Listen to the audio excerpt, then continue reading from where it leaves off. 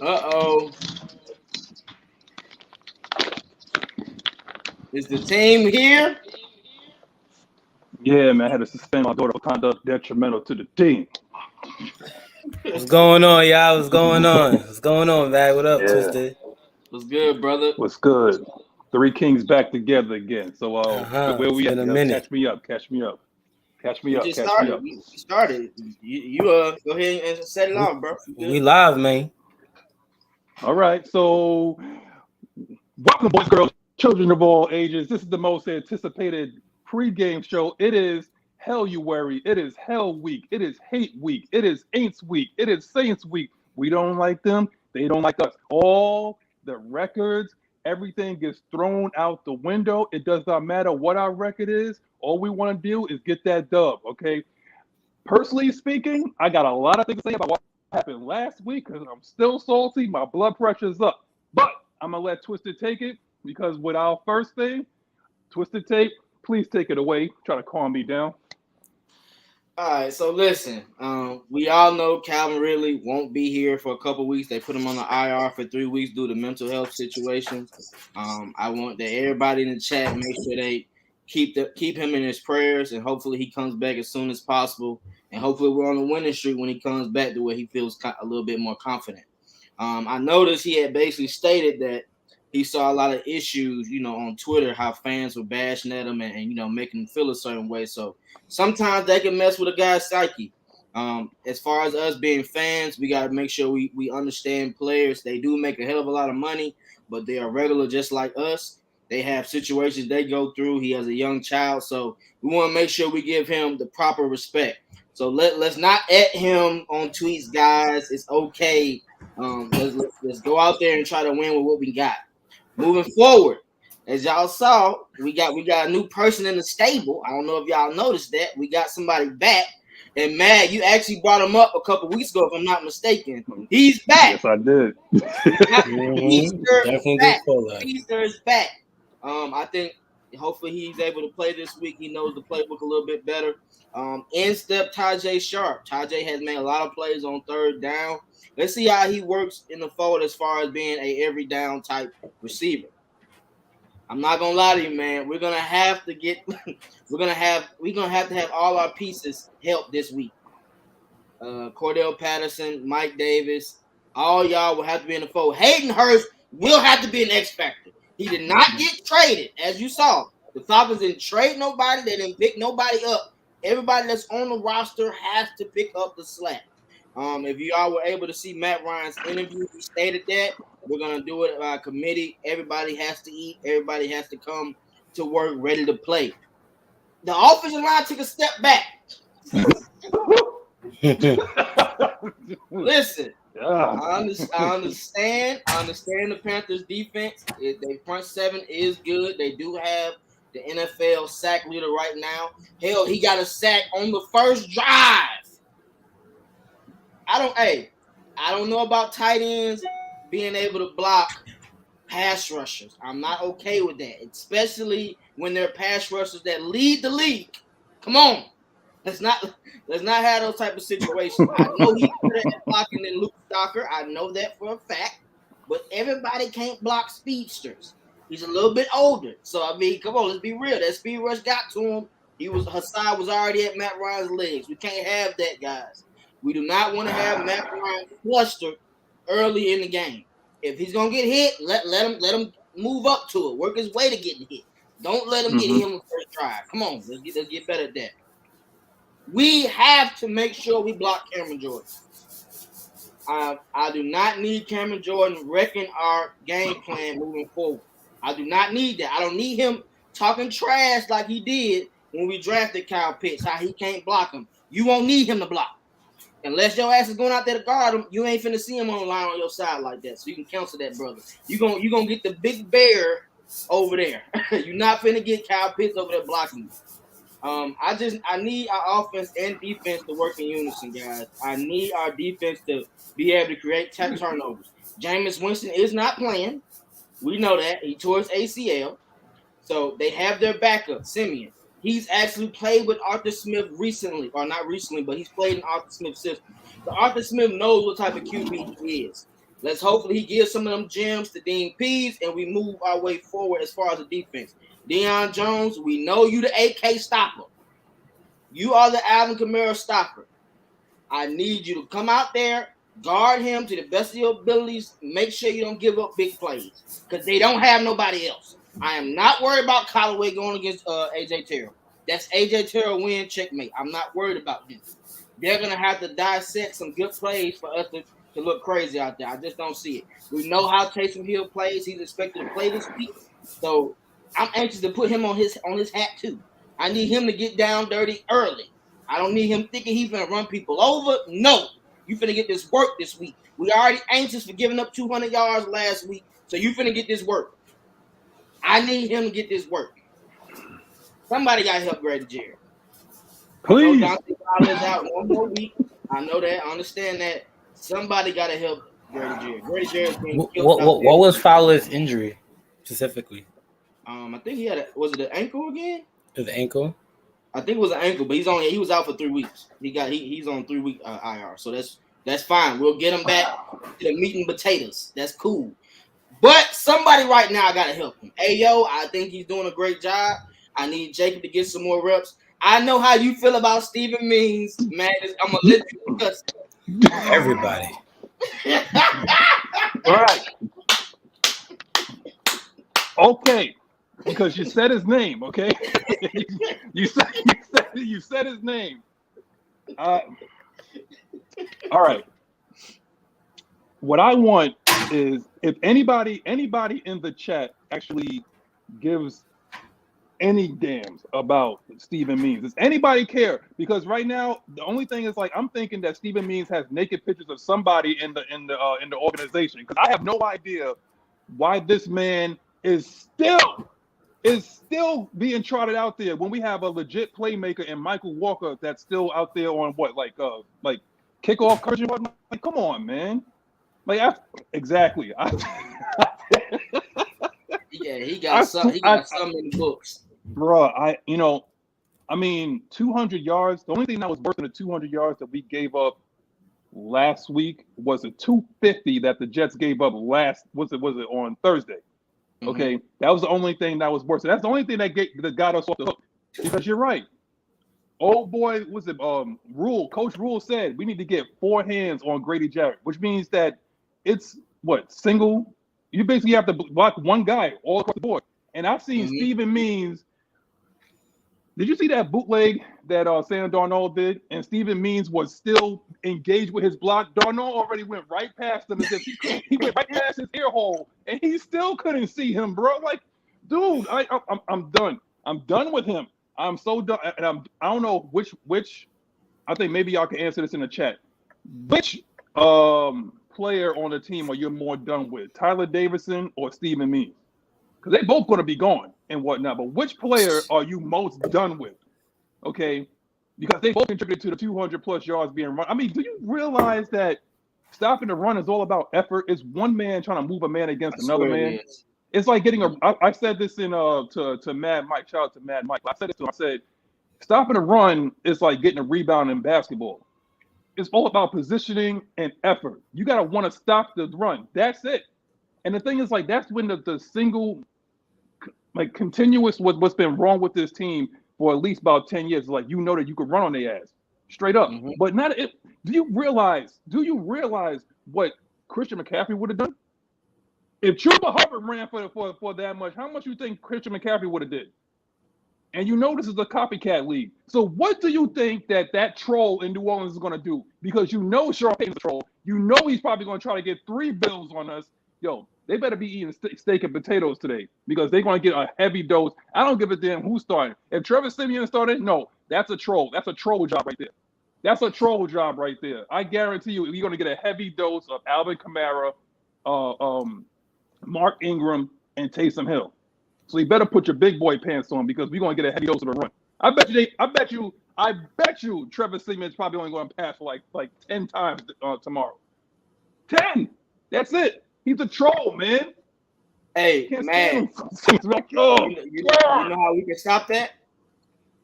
Get them in 3rd and longs. Don't let them get The issue we had with the Panthers, these guys were getting 6 yards a carry on first and second down, bro. That I was watching it at the stadium. I'm like, bro, you cannot give a team 6 and 7 yards on first down. It's too easy to pick up 3 yards and 2 downs, guys. It's too easy. Yes. Well, I'm saying Taysom Hill, he just I think he's coming back from a concussion that he had. So he's been out for a while, but still, if that's Sean Payton's plan to run him down to the ground, it's gonna most likely lead to him to another concussion because we've seen what Eric Harris and Foyer did on them big hits. You saw that hit that Eric Harris did on Sticks Anderson, and then you seen that hit that what he did on Sam Darnold. So you're gonna come in and hit. There's no question about that. And I think with Sean Payton is a guru, man. We know what he can do with that offense. It's a very creative offense. So I think sometimes it don't matter who he has at quarterback. With his play calling and his schemes, we do got to give them credit. It's always been a good rivalry with that.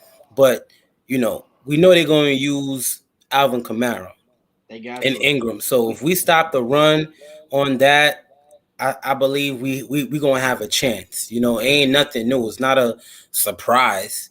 I know you guys been talking about Means, man. This is going to be his last year. We all know that. Like, it was an emergency.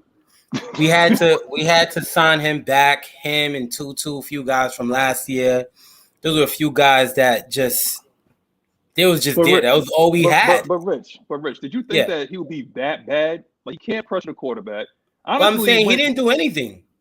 I mean, when we put Brandon Copeland in there, he was able to generate pressure. Like, Means can't do nothing. Like, what is your skill set? Like, prove your existence on this team. If not, just go cover kicks.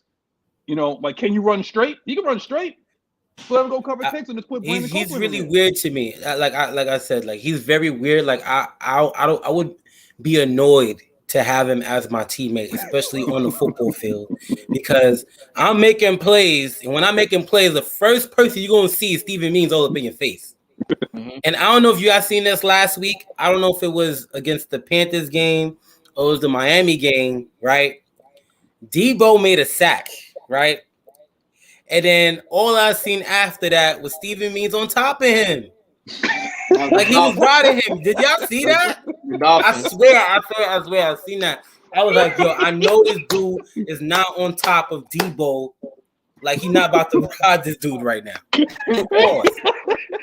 I'm like, yo, bro, you gotta go after that, bro. After I seen that, because I know I ain't the only one that's seen that, bro. No, that was nasty work. Yeah, we keep it going though.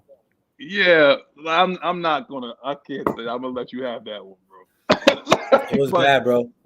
But all right, so again, moving on to the next one. It's rivalry week. Saints on deck. Like I said earlier in my little, I don't know what you want to call it, a moment with Magnus or whatever. When y'all had a moment with me, I was just sitting there talking about that mess, and like I said, all the records go out the window, but this is a 10th ranked defense. You already know what they're gonna do. There's really no rhyme or reason. There's no trickery or smoke and mirrors or nothing like that. You already know they're gonna send that corner off, on the blitz. Cam Jordan's gonna pressure the quarterback. It's gonna be like some A-gap pressure with DeMario Davis. I mean, who the suspects are. You know who they are. And then you already know that you're going to get like grabby ass Marcus Lattimore. That's going to have multiple flags on him. Now it's up to Tajay Sharp to be able to get open. He's going to have to get off of that, because if not, then that just gives those guys extra time to get after Matt Ryan. He needs to get that ball out, because they may use stack coverage on Kyle Pitts, because at this moment, people realize like, yo, Kyle can go off. Like, this guy can go off. So it's like, we need to have bracket coverage on him. One on the top and one probably like right him on the bottom or something like that, So it's gonna have to come to the others. Hayden Hurst, I'm still waiting for him to be more featured in this offense than what he is. Not just like catching the ball in the flat like he's Lee Smith. This guy has he has like 4.4 speed. Like 4.5 speed. 4.5. Yeah, 4.5. Come on, man. 4.5 speed, and we have him like running off in the flat or something like that, man. Run some corner routes, run some level routes, like something to either make a defense decide to get them to think. Because you're just running guys like in the flat. I mean, it is what it is right now, man. What I gotta say about this rivalry? You want to go, Rich? You want me to go? You go. I hate the Aints. I have a 20-year history of hating the Aints. Let's start off with that. But we know who's gonna basically kill for the Saints. They're gonna try to get pressure with Cameron Jordan. Their other DN has the most sacks on the team with 4 sacks. Demario Davis has 3 sacks. Cameron Jordan has 3 sacks. So they find ways to get pressure. What I'm gonna need for Arthur Smith and Matt Ryan to do moving forward is motion Cordell Patterson out. Let's get Demario Davis out of the middle of the field. Let's see if we can get him out of the middle of the field to where we can attack the middle of the field with Hayden Hurst and Kyle Pitts. I'm anxious to see how the Saints will actually cover Kyle Pitts, though, because we saw versus the Panthers and versus the Dolphins, they were putting the number 1 corner on him because he was making too many plays. The thing about what the Panthers was, because Calvin really was out, we didn't have a time to actually change our game plan. So that messed up what we planned to do. I'm sure everybody knows that messed up. My fault. Yeah, what is going on here? My bad, man. Oh shit! It's the Saints messing with the shit, man. Yeah, the Saints in the chat. Yeah, so I'm anxious to see will they put Grabby Lattimore on Kyle Pitts? Because if they do that, it's hunting season. I'm not waiting. First and second down, I'm going to Kyle Pitts. That was our issue versus the Panthers. I'm telling you that now. They didn't bring number 9 out there until third down situation.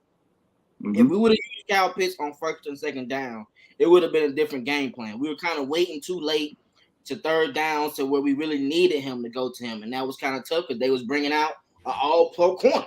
You know, he is all-pro. He's been sitting, but he's all-pro, so he knows how to make plays.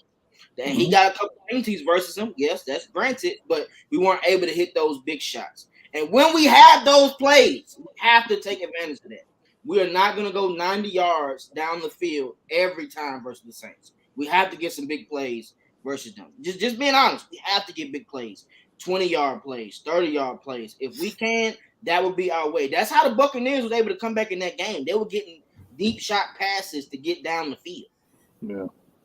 Absolutely right, bro. Those are, to add on what you're saying, those are explosive plays. Mm-hmm. So when we have explosive plays, that creates momentum. Now, we had opportunities last week to create those momentums, but we had a drop from Kyle Pitts, a random rare drop, you know what I'm saying, in the red zone to set up first and goal, and we had a rare missed field goal by Koo as well, which can also create momentum, like the whole of the game with a shift, you know. So now, being that it's a divisional game, we have to capitalize on every single opportunity that presents itself. Being that we're 0-2 in the division, which is very crucial, and for some reason we've been playing great on the road. So then now we got to make this happen since we can't play good at home for some reason. I don't know if it's not enough fans showing up, filling up the stadium. I don't know. You was in there. Answer the question. Was it packed in there? Yes or no, Twisted? No, it was fans this time, bro. Okay, all right. I don't know. You in the A. I ain't there. Yeah, they was in there this time, bro. Because you got to think we were 3-3. So the fans came out. They had Big Tigger getting the crowd hype. Even my girl was getting hyped for the game. So and she don't even watch football like that. All right, that's all it is. That's all it is. I'm just checking in. So let's keep that momentum going. So as long as we showing up, and they just gotta put the best product out there for the fans, being that we showing up. You know what I'm saying? So like my biggest peeve right now that I'm not liking from the offense right now, and I've been saying this for a while. It's been a minute since I've been on here, right? So welcome back, Rich, right? Bro, not the rust off, man. Nah, but like we need to be more creative the way how we're running the ball. Now, if you want to continue, you want to run with your bread and butter, running the stretch in the wide zone, the timing of it is somewhat off the way how Arthur Smith is doing it. Yes, I want to run the ball. You're going to know what we're doing. We're going to run right at you. But so far, we only have 2 or 3 running plays. We have the wide zone, obviously, and we have trap, where you have make the guard pull, and then everybody else stepping down the line, and you just hitting up inside. So far, that's what Cordell been hitting off sometimes. So it's like, as a defense looking back, all of that, that's the only thing you got to stop. So now what I want to see is more creative action or play action or just motions like you mentioned. If it's some tosses, like I haven't seen a toss yet in a while just to hit the edge or even a counter or something. Like, we just got to be more creative the way how we're running the ball, because if you're going to be simple and you're just going to run ISO all day, it's going to be easy to stop. You're not going to really get nowhere. Facts. And that's how we're not going to really build the momentum and set up the play action the way how we want it. Now, as receiver goes, Sharp been doing great for us, I feel like, on third down. Definitely. You know, he needs more look, bro. Right, Tajay Sanu, right, whatever. So, like, he's been looking real good. And I think the more we get Kyle Pitts involved, the better it is early. Because last week he was putting him involved a little too late. And the plays, when we needed the plays, we couldn't get it. So now this tight end screens, I better see a tight end screen this game. We ain't running yet. And you know, you got it. We know it's in the playbook. We know it's in the playbook. Let's use the shit out of Kyle Pitts and Hayden Hurst. Let's get them going. Let's show us what you got. Open up the playbook. This is a divisional game, and we cannot afford to be 0-3, man. Yeah. Bro, I ain't gonna lie. I was gonna say, we actually ran a screen to Mike Day versus the Panthers, right? The man tripped. It was 30 yards clear. Yo, there was nothing in front of him. Like, it looked like there was nothing in front of him on TV. So I can imagine what it looked like in person, bro. If he didn't stumble, if he didn't stumble, he was getting 30 yards easy on that, bro. But I was gonna ask you, how do y'all feel about the design Arthur Smith did to get that play open for Kyle Pitts on that 3rd and 2? Did you see? I like that, man. You talking about the route that he dropped? Yeah, that was a good play, bro. How they designed it, because Cordell was pretty much running his man off, and KP was wide open. Yes, it was a perfect wheel run. He was wide open. Right. So we've been in these situations before, like ever since the Redskins game, right? Arthur Smith confirmed, and he admitted to him being like taking more shots and being more aggressive, and you know, he probably needs to do that a little bit more. He maybe is not doing that enough, because, you know, he wants to really control the time of possession and all of that by running the ball, slowly working our way down the field. And sometimes you just got to get it going early, man. Take them shots, man. And I think, because I didn't never spoken about this with Ridley's situation, but I think this is part of the reason why Ridley is going through what he's going through, because Ridley is not being involved enough within the offense, being that he knows that he's the number one. We're saying that he's the number one, but on game day and with the plays, we're not using him like that. The plays that you see Ridley getting is all schemed plays that's designed for him to be open. It's not all the time we're taking that deep shot. When did we run a 9 route with Calvin Ridley? We haven't done so yet. We didn't done practice. In practice against Dolphins. In practice, exactly. So compared to last year, I'm not bringing up Dirk Cutter. I'm not bringing up as in with the way how he was a heavy passing guy, but still the way how he was running those routes, Ridley was loving all of that. And, you know, he liked to look at the numbers. He liked to look at the stats. So I think once Ridley stops himself from looking at the numbers and just worrying about the team and just letting it come to him, and everything else will play out within itself, because Matt Ryan, he's not going to force the ball to you. And I think that's what Ridley wants. Or so, obviously we don't know, but I think for sure it definitely has something to be with him being involved in the offensive game plan. I mean, I'm going to look at it like this. Again, and probably we're going to say this a lot, like during the show, but, you know, when you talk about like mental health, God knows what this man is going through, you know, just try to be more responsible with and try to be more understanding of what he's going, because we don't know. We don't know. It could be a family issue. I mean, we've seen what happened with, with Henry Ruggs. And when you make a wrong decision, how things could change your life. He's not doing anything like that from what we know. You know, what we know is like he's taking time away to get his head right. You know what I'm saying? When you play this game since like the age of 5, 6, or 7, 8, and he's what, like 20, 26, 27 now? About 27, right? He's still a young buck. So he took about 2 decades to get, to the league, right? You spent almost like 2 decades of your life getting to the league, and you have like the pressure of your family, and you're the only one that could really, change your family's welfare. You know what I'm saying? And it falls all on your shoulders. And a lot of people are not, numb to their pain, or numb to like their mental well-being. So by the time you get here to this particular position, now you're more of like a socialite, like you're touchable. There's nowhere you can go anywhere that nobody's going to recognize you, or somebody's going to basically like take a shot at you or whatever. No matter what you do, and we're in the era of fantasy football too. So you got people on social media hitting them up. Like, I had like $10 on you. I had like $3,000 on you, or whatever like that. Boom, boom, boom, boom, boom. And then you got pressure from your family, and now you got pressure to perform from your team. So there's some people that can do that, and there's some people that can't.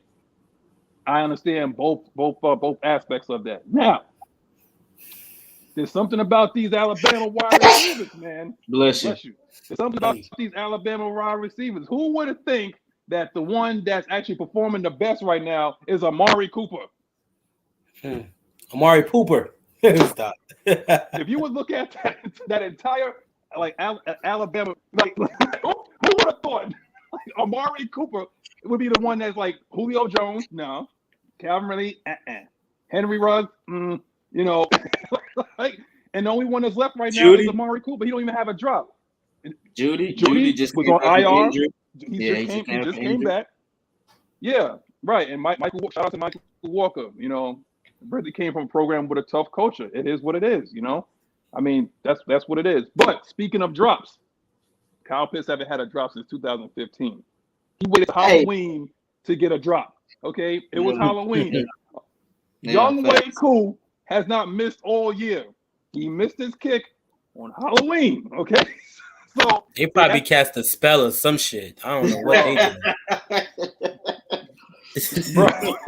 Hey, so hello. While you talk about that, bro, you know what I'm fucked up about. I don't curse like that, so this had to mess me up. Yeah. How in the hell does Matt Ryan have a bad game after Arthur Smith just shouting him out, and the masses, ESPN, are all talking about the conversation? Bro, you have Stephen A., Michael Irvin talking about it. Then the next week he does. I swear it'd be some karma, bro. I don't know what it is. I'm gonna tell you right now, and in the chat, hear me and hear me well. Okay, all this stuff happened on Halloween, right? The Young Way Cool kick.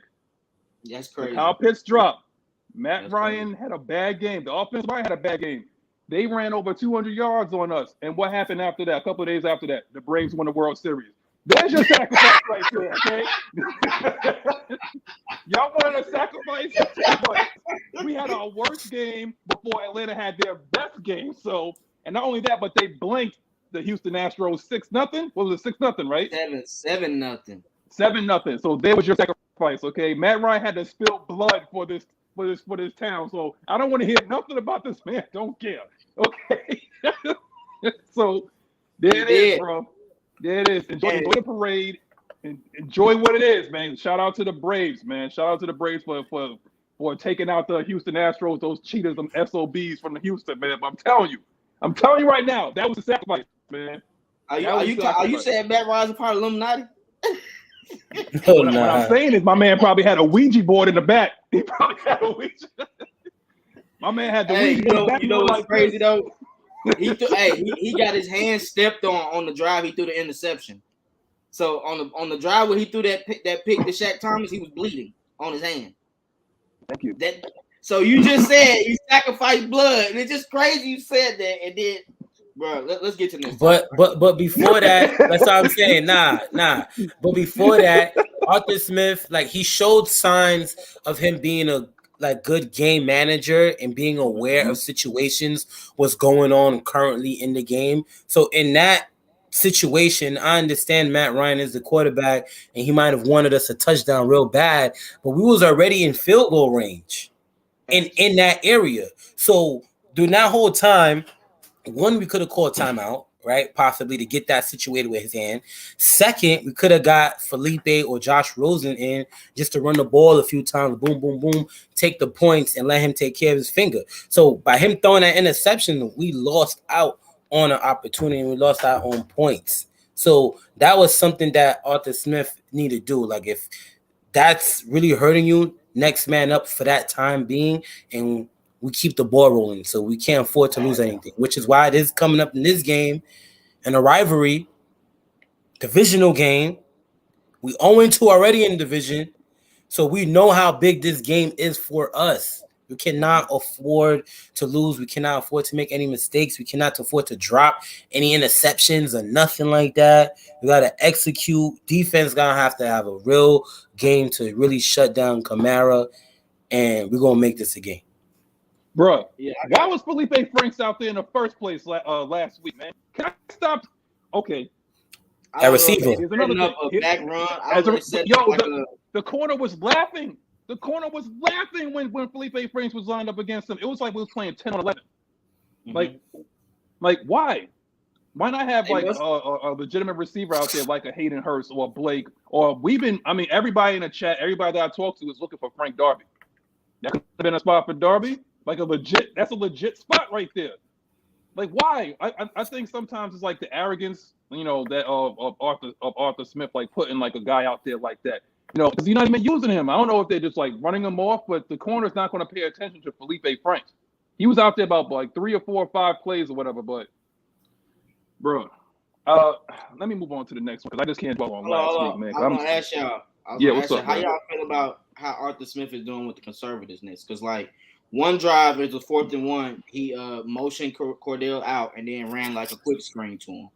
Then on the 4th and 2. When after Kyle Pitts drops the pass and you see it where the game is going, why not call a timeout why not use our timeout? We're not using our timeouts, 1. And 2, why not go for it on 4th and 2? Like I don't understand. I understand Koo is a great kicker. Don't get me wrong. He was 23 or 24 for 24. I understand that. But sometimes you have to take advantage of making points. It's already shown it's been a tough game as far as getting to points, right? So if you're able to get close to the red zone like this, sometimes you got to take chances. And I feel like he's been doing that when we get down there. But I guess like since it was a division game, he didn't have Calvin Ridley. I don't think he trusted it enough to be able to do that 4th and 2. That's what I'm wondering. And the last one, why the hell didn't he not challenge that Eric Harris pick in the red zone? You said it was picked. I remember you said that. Like you said that was. It looked like a pick to me, bro. It looked like a pick to me, bro. And he came off the field complaining, like, why didn't y'all throw the flag or call timeout? Mm-hmm. You didn't even call timeout. They rushed up to run the ball and score the touchdown that next play. Like they didn't waste no time. They didn't give him a chance to call challenge. It's them freaking talking monkeys up there, like in the booth that tells him whether or not like is that clean or not. So they probably looked at it was like, well, we don't know. But again, that comes to aggressiveness. It's like you can trust your guys and whatnot, but the last call is yours, bro. Mm-hmm. And when it comes down to Arthur Smith has to be able to adjust. Like when things like if you throw a bomb or you throw like a wheel route and Kyle Pitts dropped the ball, it's like you can't just like phase him out. Like you got to be able to adjust and go back to that man. Like that's pretty much like your best weapon. Like right now, like, he kind of would not even kind of he opens up the field for a lot of people. And another thing is like, why don't we have like? Can I ask you a question? And can I ask the chat a question? Who was our offensive MVP? Cordell Flash. Thank you. Why isn't he getting the ball more? Why isn't he getting the ball more? Every time I see Mike Davis in there, shout out to my boy Steve. He's a Giants fan, and if you remember the Giants, they had a guy named Brandon Jacobs at running back, and his mother called Brandon Jacobs a tiptoe burglar. And sometimes I swear, when I see Mike Davis run, he looks like a tiptoe burglar. Wow. Like, dude, somebody in the chat said, stop, like, tell Mike Davis to stop juking people. When I see Mike Davis run with power and he runs behind his pads, he gets movement. He gets an extra 3 or 4 yards, and it charges up the offensive line. Everybody gets hyped up that, man. Like, be a physical runner. That's what you're here for. We got Flash. Okay? That's what he can do. But what we need you to do is be a physical runner, because if not, hell, we could have had Olsen for that. I believe Austin could have did that, like what he's doing. So it's like, come on, bro. Like, don't even play. Don't even play. I tell you this, Sean Payton, he gonna let that playbook out. He ain't gonna hold nothing back. So he loves to embarrass us, man. Exactly. So Arthur Smith, he better let it go too, because this is gonna be a big game for real, and we gotta find a way to take control of the game. You know, like last week, we had control of that whole first quarter. Obviously, the first play, forced fumble by Debo. It was nice. And then after a while, once we realized we couldn't stop the run or we couldn't get off on crucial third downs, then we just started losing life. And the offense couldn't get on the field. So that's gonna play a big factor this game. So that's what I'm waiting to see from this defense. How we gonna make these turnovers? You see what they're saying about Mike in the chat? What? He said Mike Davis slower than a beer truck. Yeah. He had one nice cutback. Last week, and he was jogging down that sideline after a while. I know he was getting tired. Bro, but that screen really killed me though, man, because those are momentum killers where if you see nothing but daylight and you just happen to slip, bro, it's artificial turf. What are you slipping on, man? That's bad news. Yo, let's move because we got a lot to cover, man. But it seemed like the chat's on fire. Appreciate y'all for showing up. Or at 11 o'clock is a little early, but appreciate y'all come out here because I know y'all probably either hungover or you're tired as hell because of that Braves parade. But that's all right. Hang out with us, man. We got what you need. We got the wake ups. Exactly. Here it is, Coach Troll. Okay. Coach Troll on the side, you know what Taysom Hill could do to us. All right. How do we stop Taysom Hill? Now I gotta go before I go to Twister because Twister is a trenches guy. But I gotta go to our resident Mike linebacker, man. Yo, Rich, how would you stop a guy like Taysom Hill, someone that loves to try to like shift momentum, to his team and try to get those emotional runs? How would you stop a guy like that? Well, of course, a guy like that, you got to get him on the ground, of course, because he wants to run the ball. He's not as accurate throwing the ball. So in situations like that, you still want to apply pressure on him and blitz, right? You want to blitz him and make him panic. So now once you do that, he may want to scramble and try to escape the pocket. So now when you have a guy shadowing that, getting ready for him to leave, you're just bracketing him the whole time and bracketing him the whole game. But to my knowledge, though, I believe that Trevor Siemian is going to be the starter and Taysom Hill is going to be the backup quarterback, being that Taysom Hill is coming back from a concussion. So at the end of the day, you still want to be prepared for both quarterbacks because that's how Sean Payton runs the offense. So you want to be prepared for anything at the end of the day. So we know Taysom Hill is loose. He's what's the word I'm looking for? Him protecting the ball, like he's terrible. He's terrible with him protecting the ball. Period. So it's like he's easy for him to fumble the ball, and he's careless with the football. Thank you. I don't know what took me so long to say that, but he's careless with the football. So it'll be more easy for us to turn the ball over for him. And Trevor Siemian is definitely going to get the start. So that's going to be the main thing, is making it difficult for him. We know what Dean Pease like to do, disguise coverages. So it worked a few times when we did that with Sam Darnold. So the best way is for us when we blitz and when we run these zone blitzes, we have to execute. We can't afford the running back or we can't afford the offensive lineman to pick up the blitzes. And I've always been saying this since day one, mainly when you're disguising the blitz. You have to hold your water and execute at the end of the day and make it hard on Trevor Siemian. This is going to be his second game starting, I believe. Mm-hmm. Right? So, yeah. And he hasn't been throwing the ball much like that, taking shots like that. So we'll be ready for that. I expect us to play aggressive. They're going to run the screens. And we just got to make our tackles, man. We can't afford to miss any tackles, man. Yeah. Hey, that's a big fat, Rich. One thing we gotta say is Mr. AJ Terrell and Foye have stripped Taysom Hill before in the games we played him. So we gotta make sure if he's running with the ball like that, Let's strip that out. The same way Deion Jones did in that first one, punch the ball out, get chance to get turnovers. That's the best way to get their defense on the heels because they have to worry about being in the red zone after a turnover. We got to have good field position in this game. If we get stops, we can't let them punt 40, 50 yards, and then we got to work our way all the way up the field. That's going to be tough, bro. Mm-hmm. You might get a chance or two to get that, working our way up the field. But in this game plan, Arthur Smith, you cannot look for it like that. You have to take those deep shots. And Taysom Hill, coming back from a concussion, I don't feel like he's going to run as hard as he normally does, too. He might be a little frigid. So I don't feel like they're going to call as many run plays with him. And that's his game plan. That's what he does good. When they do run plays with him, when they do option or QB draws, he gets big gains. I don't see him doing that after turning on the tape and seeing what Foyer just did to Sam Darnold. Sam Darnold can't play this week. He's concussed. So just look for that. We're not looking to hurt you, but we looking to hurt you. Let's say it like that. Mm-hmm.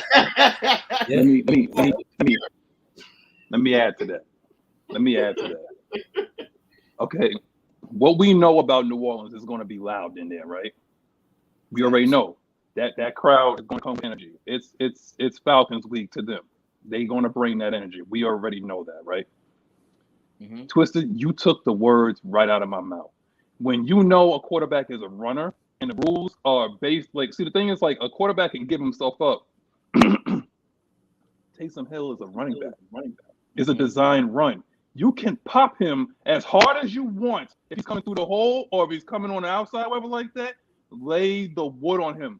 Do you remember that? Do you remember the episode of Martin when he fought Tommy Hitman Hearns and Hitman knocked him to the wall? Mm-hmm. And he was like, I don't want to fight no more. I don't want to fight no more. Yeah. You gotta get Taysom Hill to the point. It's like, coach, I don't want to go out there no more. They hitting. They hitting, okay? They try to get me to see God, man. They try to get me to see God, bro. That's what you gotta see.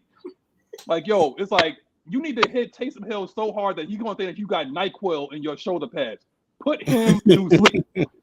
Put him to sleep, okay? That's what you need to do. Because straight up, this is the type of game where I think that the defense is gonna have to carry the weight. I think it's gonna have to be one on the defensive side of the ball. We're a little leaky on the offensive side, and we're looking at Arthur Smith he's going to have to scheme, but we really don't know what's going to happen. But we do know we have Dean Pease, and we should. Do you know if Sheffield's going to play this week? Because damn it, he should. Do you think he's going to play? I don't know, man. He was on special teams last week. He was, right. He suited up, right? Mm-hmm. I mean, he's ready. So you would assume I would like to see him coming on blitzes more than I see Williamson, because Williamson he runs right into an offensive lineman, and then that's it. That's just what he does. I don't think he understands angles or nothing like he runs. You don't remember y'all don't remember when I spoke about moves, even pass rush moves, the same thing, mm-hmm. D linemen, they gotta have pass rush moves and counters, right? It goes the same thing for defensive backs when they're blitzing and stuff like that. Knowing how to bend down low and rip up through and following up with a club chop and all that. These good defensive backs I've seen in the NFL blitz, and they work in the same moves like defensive linemen. Mainly when you're blitzing, you cannot afford to run right into the blocker. You know what I'm saying? So before I head out of here, I just want to show some love real quick. I wanted to mention last week, right? Part of us mentioning Kyle Pitts drops and Cool missed field goals and Matt Ryan interception. We clearly lost that game off the trenches on both sides of the ball, right? Offensively, offensive line and D line and defensive line couldn't do anything. So moving forward, going into this game, if we can win in the trenches, if we can get some sacks and we could run the ball, I think we'll have a shot. And offense is, like you said, Magnus, I believe the defense is going to carry us, but I think that Matt Ryan and our offense, we could put the pressure on them consistently throughout the game offensively. It's if we just score first, if we just get ahead of the chains and we get on the board first each time, we'll have a shot, man. we'll have a shot, man. For the most part, let you guys continue doing your thing, man. Definitely was a good run, man. I can't wait to follow up with you guys after this game. Shout out to everybody in the fans, man, in the chat. It was a pleasure, man. All right, Rich, All right, go handle your business, appreciate you, bro. brother. All right, y'all. Keep doing your thing. Peace. Hey, I was gonna say, Lyric's mom stated a great fact when she was basically saying we need Felipe to be kind of like Taysom Hill. I feel like we can have packages set up for that. Like I kind of feel like that's why he's putting Felipe in the game to get people to see him on film, to where it might be a toss pass to him where he throws it back, or he might do QB option. Those are things I'm looking for. Like on 3rd and 2s, 3rd and 1s, I want to see him and Cordell in the backfield. One of them getting the handoff. Let's get some easy ones, because when Cordell's in the game, he's making plays in the run and pass game. I don't see why he's not in the game more. I understand we got to have multiple backs, but it's just like, I ain't gonna lie, bro. And I love Mike Davis. It feels like the drive stalls sometimes when he's in games. He turns into like a plotter, you know. Like that's what it does. Like Mike Davis would be good for like a really muddy game. Like in like Washington, like if we play Washington, like in Washington, it's like rainy, like one of those like those Northeast, NFC East type of games where you're like out in the in the cold and the wet rain. That's when you could use something like that where your speed is negated. That's when you gotta have like a plotter like that. But we play on a track. It's basically a glorified track. Like we're made for speed. But I know that he's in there and he tries to get 3rd and shorts or whatever like that. Like maybe that's what his thing is. But somebody said in the chat that we give him like kind of like pity playing time. I mean, you gotta play your guys that's making plays, and sometimes I see CP out there and I don't see him for almost like 2-3 series. So for someone that hasn't touched the ball, I mean, let me ask you this, Twisted, because I'm thinking the reason why Kyle Pitts dropped that ball is because he wasn't featured enough. Like he was almost totally kind of checked out. Like wide receivers need to be engaged in the game.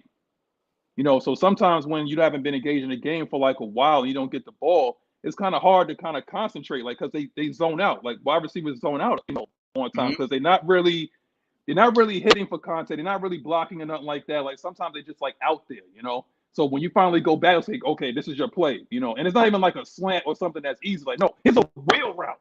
Okay, go concentrate and catch that ball. Like he tried to catch it though, right? He did. But I'm saying like basket. It was thrown too good. He didn't expect to be thrown that good. But saying Max, what'd you say, bro? I couldn't hear. My bad. No, I was saying like like the catches that he's been making like one-handed like behind his back and over his head and all, like, so I get it. Like sometimes like we do like the hard catches, like the simple ones become hard. Yeah. So go ahead, bro. What are you saying? Well, one thing Cordell said, I don't know if you watched his sit down where he discussed about his mom having 3 jobs so he can play 3 positions. Yeah. He stated he likes to get the ball first because he likes to get hit first. That gets him in the momentum of the game. And when it comes to receivers, Calvin Ridley, you can see that. Most of those times when he has those drop passes, he's not being incorporated in the game, and you're waiting to a certain time. Like you gotta get these playmakers the ball early so they're getting that rust out. Don't wait until 2nd, 3rd quarter when you need them when the game's on the line. Like some players had that. Some players are like that. That's true. But being that he's a rookie, you have to make sure you keep him involved. Because people get worried. You know what I'm saying? I'm going against a Pro Bowl corner. They're putting coverage to my side. I need to make sure I'm touching the ball to feel comfortable. And that's why that screen you said, that tight end screen, that can do wonders for him or Hayden Hurst. Because whenever Hayden Hurst catches the ball and he gets the crowd crump, he does this little, let's go. It's Thor, yeah. You feel that energy. As a fan, you feel that energy. So I know the players feel that energy. When Mike Davis ran that dude over, we felt that energy. We like, let's go. Keep going. Yeah. But if you don't have those type of plays, man, it's hard to stay electrifying as an offense when you're not getting those type of plays, bro. But I mean, and I think that's the problem, is that when he gets it's the lack of being featured with Hayden Hurst. And if there's any time, and we've been waiting for him to be featured. I mean, like, if you've seen, I mean, it's very rare that you see a Tennessee Titans game because, you know, they were boring as hell last year. No offense to Arthur Smith, but they were boring to watch. But when he had Jonnu Smith and he had Delaney Walker, I mean, he had, like, guys on the outside. You know, I call them others, you know, like not stars or whatever like that, but guys that come out, they got their lunch pails, you know, and they go out there, get their first downs. They know exactly what they're there to do. But his offense was geared, just like you see in New England. Their offense is normally geared. When they were great, when they had Hernandez and they had Gronk, when you have like a 2 tight end system, it's hard to stop that. It puts so much pressure on the safeties because the safeties really, like, honestly, as a safety, it's like I want to cover for a corner's mistake or something like that. I don't want to worry about somebody running at me and I got to make a decision. Like I want to do that. Like I used to play safeties. Like I don't want to do that where I have to sit there and I have to make a decision. Like should I guard the post or should I sit there and cover for my man that just got beat? Like what should I do? You know what I'm saying? Like so when you have a 2 tight end system, like you can do stuff like that, man. But I don't understand like why Arthur's not doing that. But again, I want to go back to the defensive side of the ball because somebody in the chat mentioned, I think it was Ghost Peppers. Shout out to Ghost Peppers. He's always in the chat every week, man. That's out, brother. He mentioned Steven Means play is so depressing. Blues singers come to visit him when they got writer's block.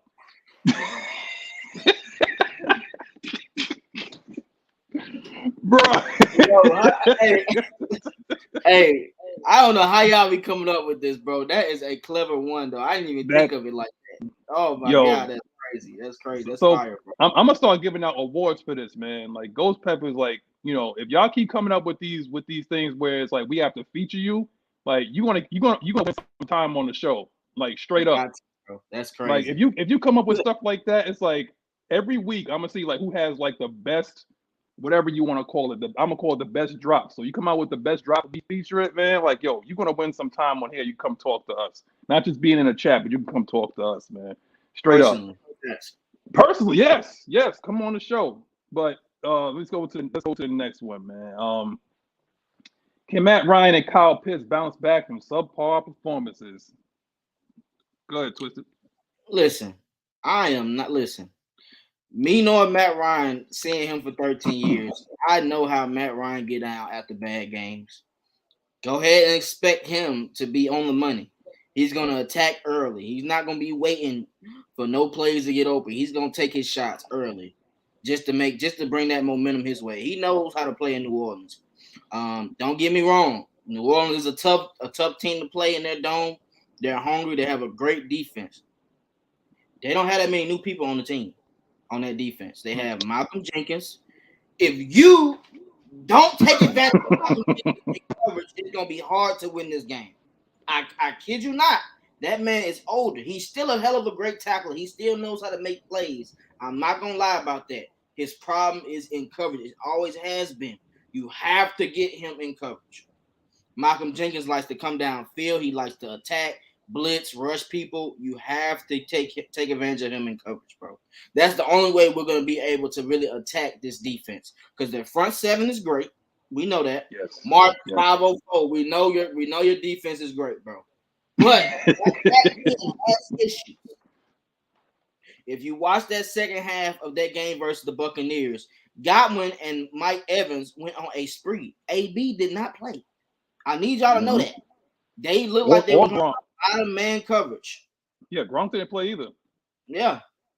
So, hey, I trust man coverage with Matt Ryan. I'm not going to lie to you. Because based on how these receivers play, Zacchaeus can make plays on this team. I need OZ to be more effective with deep shots down the field. We don't run no corner routes. We don't run no comeback routes. Like, that's bread and butter to get you away when you have small receivers. If you don't want them to go in the middle of the field, those routes help. And don't get me wrong, Zacchaeus has been making some plays over the middle. On that first drive, or that second drive that came back, Matt Ryan hit him on a post route, right in the money. He went through traffic and all. We have to attack these people. And if you don't, you're not setting yourself up. You can't expect to run the ball first and second down and then pass on third down versus these jokers. Because if you don't get nothing in the running game and it's 3rd and 6, 3rd and 7, and you got to wait for people to get off man coverage, it's not easy to do as a receiver. Every receiver is not what's my guy Chase. Every young receiver is not Chase. I kid you not. That dude is a part of a different level. Yeah. So take advantage of these opportunities. You're gonna have some opportunities versus the Saints where they give up big plays. You gotta connect on. I remember the first drive we had versus the Saints last year. Matt Ryan went to Calvin Ridley for 50-yard bomb right over the safety. Those safeties can't cover. They can't. Don't let them fool you. They make a lot of mistakes in the back end. Bro, I would send post routes with Hayden Hurst, Kyle Pitts, Cordero Patterson. Like, put the pressure on the back end. We already know, like, as contrary to what people say, I don't see Marcus Lattimore being at least like a top 5 corner. He's very physical. I'll give him that, but he can be had. But I would put the pressure on the safeties. I don't trust those safeties at all, like any kind of coverage. So those safeties are really dependent upon what's the name of the slot corner that comes off the edge a lot. CJ Gardner. Yeah. So they depend on him and the rest of the front four, to make plays and because it makes their job a whole lot easier. So again, we haven't really mentioned the O-line yet. I think we have a particular subject here, but this falls on the O-line too. Like, we have to give Matt Ryan a chance. Okay, we have to give him a chance because it's going to be very loud in there, so it's going to be hard to kind of get the calls, especially being the fact that we're going to miss. We're going to miss our boy Mac in this game because Hennessy didn't play last year in New Orleans, right? His first game was against Kansas City, right? Oh, so he's going to get a heavy dose of what loud is. Okay, so he better get his calls together. He's going to get a heavy dose, so he better get it together, okay? You cannot simulate like how loud it is in that stadium. So one thing we have to do is, like, we can't get behind the chains. So that offensive line needs to play discipline, as well as our defensive line. But our offensive lines particularly have to play discipline. We can't go in 1st and 15, 1st and 20, and everything like that, because now Martha Smith, it seems like he's like a rhythmic play caller. So it's like once he gets into it, it's like his play calling becomes better as the game goes along. But once he gets like behind the chains or penalties start adding up, he's still a rookie head coach. So he starts to get a little flustered, and now he got to look for like shots to take downfield. And I don't think he really wants that from Matt Ryan. He wants it for him to attack short intermediate routes, and then maybe like a shot or two like during the game or whatever like that.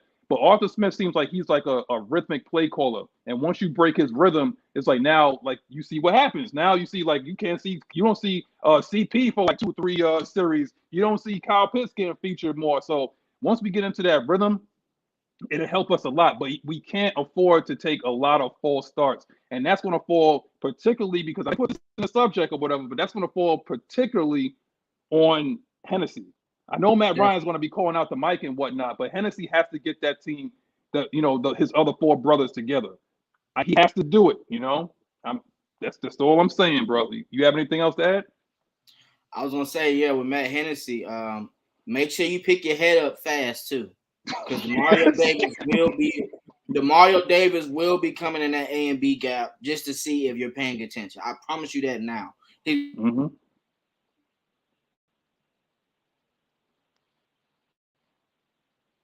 And you see, ladies and gentlemen, what happens when Twister starts talking about the Saints. This is what happens. This is exactly what happened. But while he sets up, I want to give a shout out to everybody that's in the chat right now while he gets set back up. Jamal, even though, you know what I'm saying, like, even though you're a Saints fan, I appreciate you coming in here. Jamal, Molly Mall, Kellop, what's good? Atlanta Nation, Eric McDowell, Trauma Locks, Big Low Country, been a while, man. Reggie C2K, Ezekiel King, Bird Gang, Ghost Peppers. I always see you every week, bro. Appreciate you, man. Who else we got? Yo, shout out to J Rock, man. Subscribe to his Twitch if you play games or whatever like that, man. Subscribe to his Twitch. Derek's mom, thank you for coming out. What you said is, like, you said that you heard that there's a lot of fans that's going to be out there in New Orleans. I hope so. If anybody that has a ticket, to tomorrow's game, I really hope that you guys show up and show out, because we need y'all. You know what I'm saying? We definitely need y'all. But moving on to the next one. How can we fix How can we fix our terrible run defense? How do we fix our terrible run defense? As you can see, the Carolina Panthers with Chuba Hubbard and Sam Darnold ran for over 200 yards on us last week. And y'all said it in the chat, Tyler Davidson. I don't know who y'all think, and y'all can answer this question for me. Who do y'all think is worse, Tyler Davidson or Stephen Means against the run? And not necessarily against the pass, but against the run. Who do y'all think is worse against the run? Is it Stephen Means or is it Tyler Davidson? Because basically both of them are getting taken to the bus. So which one y'all think? Which one y'all think is actually worse? Because I believe that, just like Atlanta Nation said, you put Pennell over the nose and you help protect Grady Jarrett, because Grady Jarrett is facing double teams on every single play. And that's hurting us against the run, because that's causing a lot of those linemen to come and attack Foye and Debo, and Debo's pretty small. So, like I said, it's easy for a lot of guys to come in there and get like 200 yards. And you already know Coach Troll on the New Orleans Saints is going to be able to try to run against us like that. Their response, I really feel the news about Calvin had everybody kind of not mentally there, if that makes sense. Yeah, I mean, when you have guys, that you go to war with, and I don't want to try to compare playing football to war, but when you go out there and you have a job to do, you pretty much know exactly what you're getting. And what happened is, like, right before the game, they said, like, Calvin Ridley's not going to play. So, like, you feel like your brother's hurting, that's what's going to happen. Like, it hurts. You know what I'm saying? Who is this? This looks like, is this Mad Mike coming in? Yeah. I'm a little under the weather. Sound like Barry White and this motherfucker. Hey, man. Hey. Even Barry White had his day. This is what happens when y'all win the World Series, bro. Everybody under the weather when y'all win the World Series, man. Hey, man. Stop losing you. Losing everything when you win, bro. Yeah. That's the price you pay for winning, Man. That's the price I paid, boy. Good God, man. Hey, man, I'm feeling much better. I'll most definitely be back. What the hell day is? Sunday. All right. I don't know off days. I am. Yeah, man. Hey, man, I've been out of it, dog. Y'all excuse me.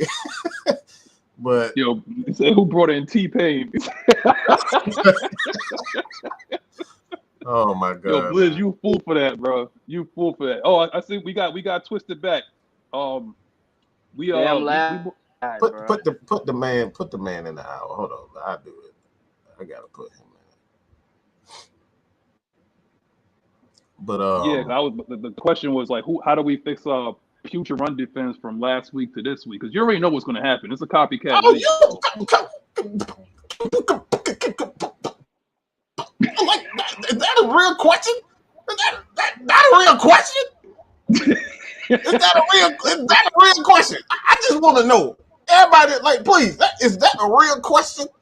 How you fix run defense? You put that sorry sack of potatoes down. That's what you do. You cut them motherfuckers up and make potato wedges. That's what you do. That sorry crap. Good God. You already, like, Isaac Crime said it. Pennell, Jarrett, and Bullard, man. Bullard. Just go with that, man. Bullard, I think he had like concussion protocol. Mm-hmm. Oh, God. But we're just gonna have to deal with it. I don't know how you cover up for that dude. Maybe you threaten his grandmama, maybe you threaten his wife, maybe you threaten his kids. Something got to motivate this guy, because he's been playing like absolute horse crap. You know what I'm saying? Him and Means. Means is Means. I know what not to expect from Means. But this dude here, like, Means ain't gonna get double, triple team every play.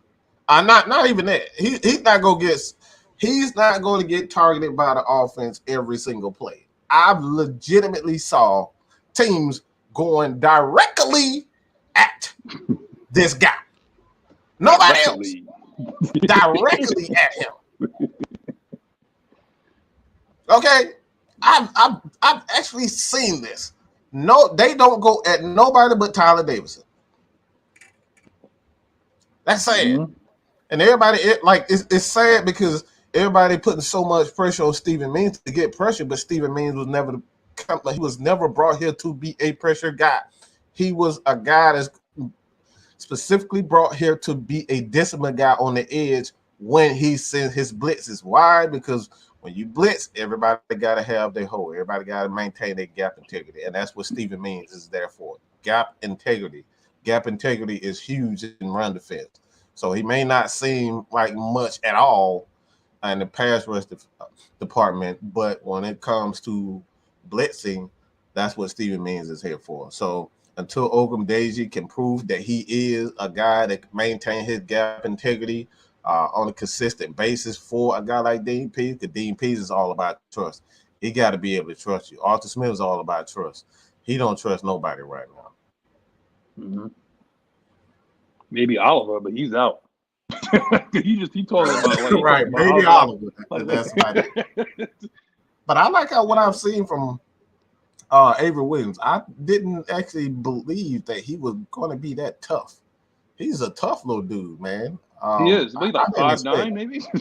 Yeah, and he was out there hitting like he like he Chris Drabs or something. Like, all right, okay, I see him.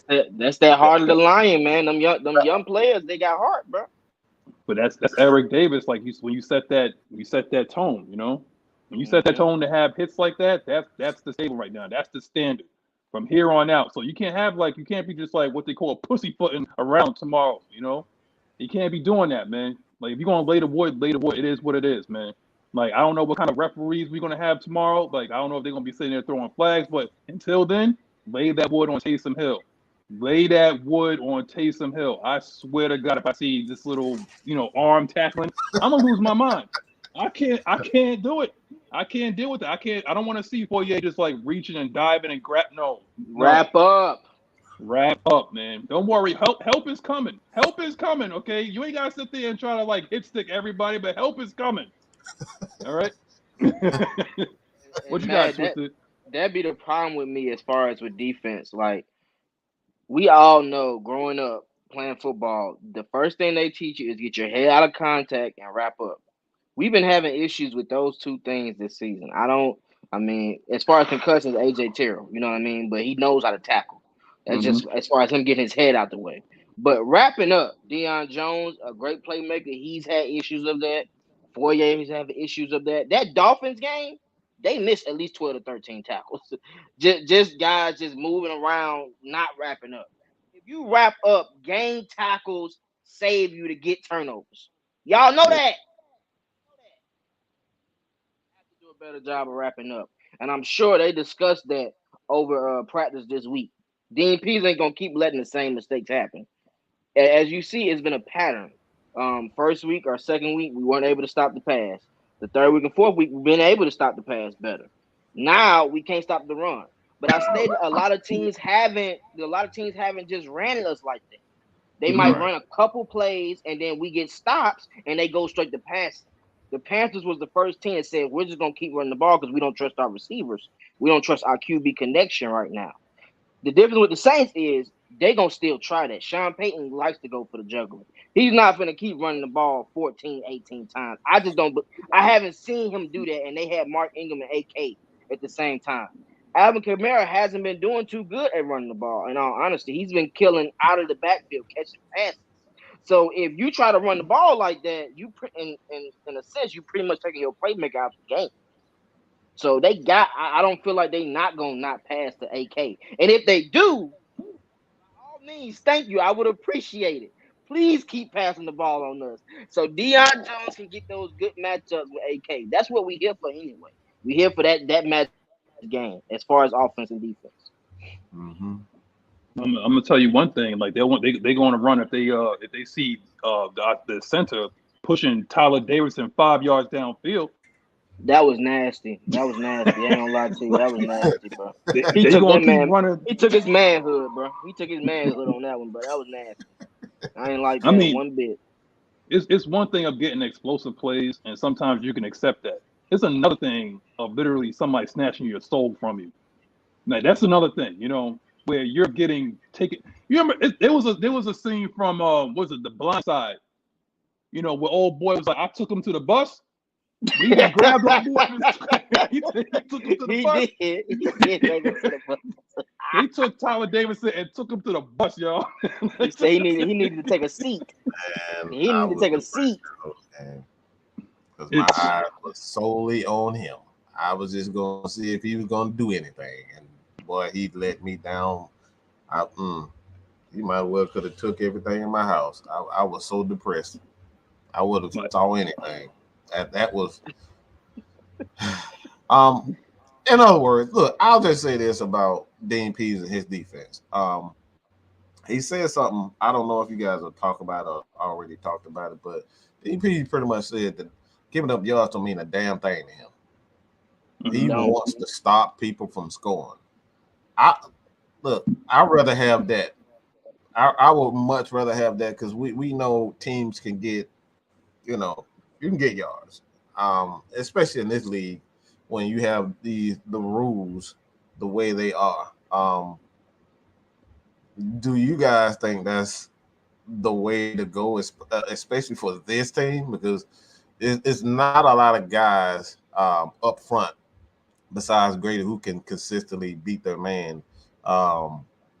And I believe that saving, the best plays for the red zone is the way to go. I believe that. So what do you guys think of that? Man, that's 100% right, bro. Growing up, that's what we stated. We don't want to give up touchdowns. We want to give up field goals. If you give up field goals, which they were doing versus the Panthers, they made stops. They ran a lot, but they weren't scoring touchdowns. They didn't score their touchdowns to go into the fourth quarter. So that shows that they're saying, fuck it, we going to give up these 3 points. You can get all the way to the 50 to 40-yard line, but are you going to be able to make a play in that red zone? On 2 occasions, we made turnovers in the red zone. So I know Dean Pease is happy about that part. That's what I need. Sometimes, okay, if it comes third down and they didn't score on first and second down, you have a chance to get a turnover as well. Everybody's not just running the ball 3 straight plays in the red zone. Some people pass. And when you're playing young QBs, they take chances. Let's see if we can get – that's Dean Pease's scheme. He's trying to get these jokers to take chances when they get in the red zone. And if you do, you will – it's a chance you might get burned. It's a chance. All I know is that help is coming, y'all. I'm calling it right now in the draft. I'm calling it right. I'm not thinking about the draft in terms of like our season is over, okay? But I know help is coming. Godzilla's coming, okay? Whatever it takes. Godzilla 6'6", 340 pounds will help, okay? Y'all ain't gonna be able to stop me for talking so much trash, boy. I'm gonna be talking so much trash, boy. Yo, and the way Davis, right? Yes, sir. There ain't no other. That's all I want. That's all I want for Christmas, man. That's it. I ain't know if y'all heard though, right? Have y'all heard the allegations on the DN who's scheduled to go to the first round as well? I heard about it. I'm like this. I'm a conspiracy theorist. I'm just gonna be honest, bro. There's always some bullshit that happens to Georgia teams or try to happen to Georgia teams, just out of the blue. Like all of a sudden you get popular and then somebody scream rape. Not to say it isn't true, but this is a mighty fine time for this to happen. That's I'll just leave it at that. Yeah. I'm hoping for the best of that one, bro. Yeah, I'm gonna reserve my comment on that because we don't know. Yeah. But that's all we can say is like we don't know. But all I know is that Godzilla's coming. Okay, I don't care. I don't care if he runs around downtown Atlanta butt naked and whatnot. If he falls, if he slides to us, that is totally fine. I'm looking at all the mock drafts. Slip and slide down to us, bro, because I'm ready. I'm ready. Put him, and I'm saying like I think I told us in the chat. I was like I would re-sign Pennell as our nose, and I'll put Jordan as like the 3 tech. Like you gotta be able to protect God. your outside, and I think actually he did say that. Dean P said that our DN is supposed to protect our our linebackers. So if you actually have someone that commands a double team at the 3 tech, and then you have at the nose someone that commands a double team, Grady's going to eat. Mm-hmm. Outside linebacker's going to eat. So that's what I'm saying. But moving on to the next one. Actually, we will talk about our offensive line. How will our offensive line deal with the Saints defense? More we're talking about the front seven, and of course, old boys coming on the blitz. We already know that. There's no rhyme or reason to that. We already know what's coming. So, how will our line deal with this Aints top 10 defense? Be prepared for one-on-one matchups, bro. That's all I pretty much can say. And win your one-on-one matchups. I don't see us trying to scheme with Russell Gage. Russell Gage being so close to the line. Make sure you have a tight end to help block these DNs. I'm not really worried about Jake Matthews on that side. I feel like he'll be able to be a great enforcer. But that middle line with Mayfield, Hennessy, and Lindstrom, y'all got to come to play this week, man. It's going to be a lot of help needed for Matt Hennessy, especially if we get to 3rd and longs. You're going to have to help Matt Hennessy. Just being straightforward, because the way they blitz their linebackers, it is to make issues with your center. That's the goal. And they're going to watch tape from Mayfield. I feel like Mayfield hasn't made as many mistakes in these past 4 or 5 weeks, but he can. He's a rookie. It's a part of the game. But I think if we help Matt Hennessy and chip block on Cameron Jordan, you will have great success versus the Saints. And because that's what the Buccaneers did in that second half. Cameron Jordan was MIA in that 3rd and 4th quarter. I mean, you want to help your offensive line run the goddamn ball. You want to help them out, run the ball. Like you want to take the crowd out of the game, run the ball and convert on 3rd down. Control that clock, make it a boring game, because you can't yell for 60 minutes, or you're gonna sound like Mike here. You know what I'm saying? Like that's what it was.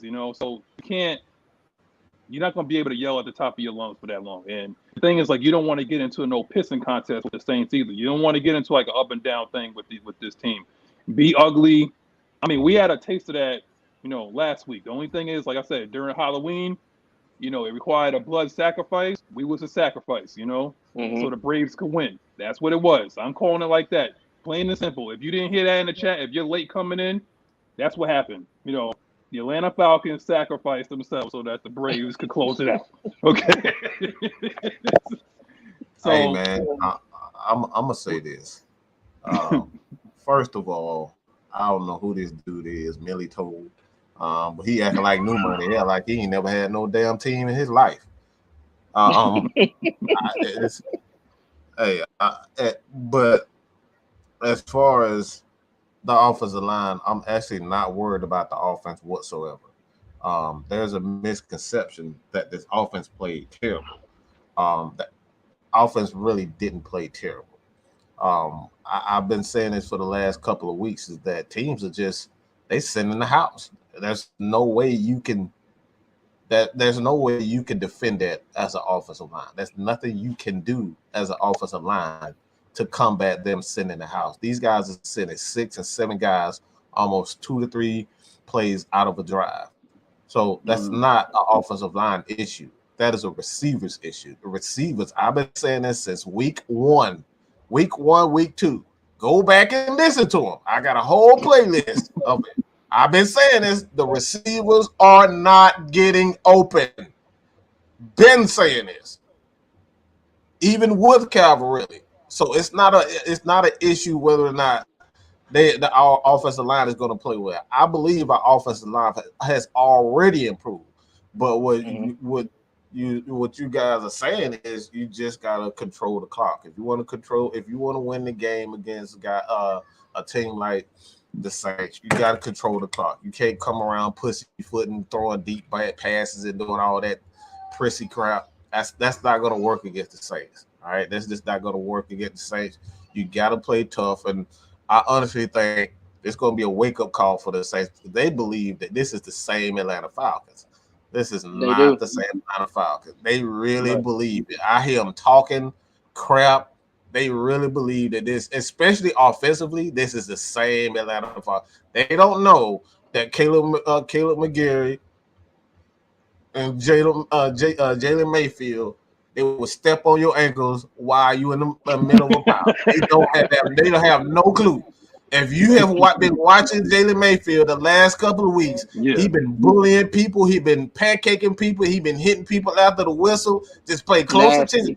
This is not the same Falcons. I've been saying this and I've been preaching this.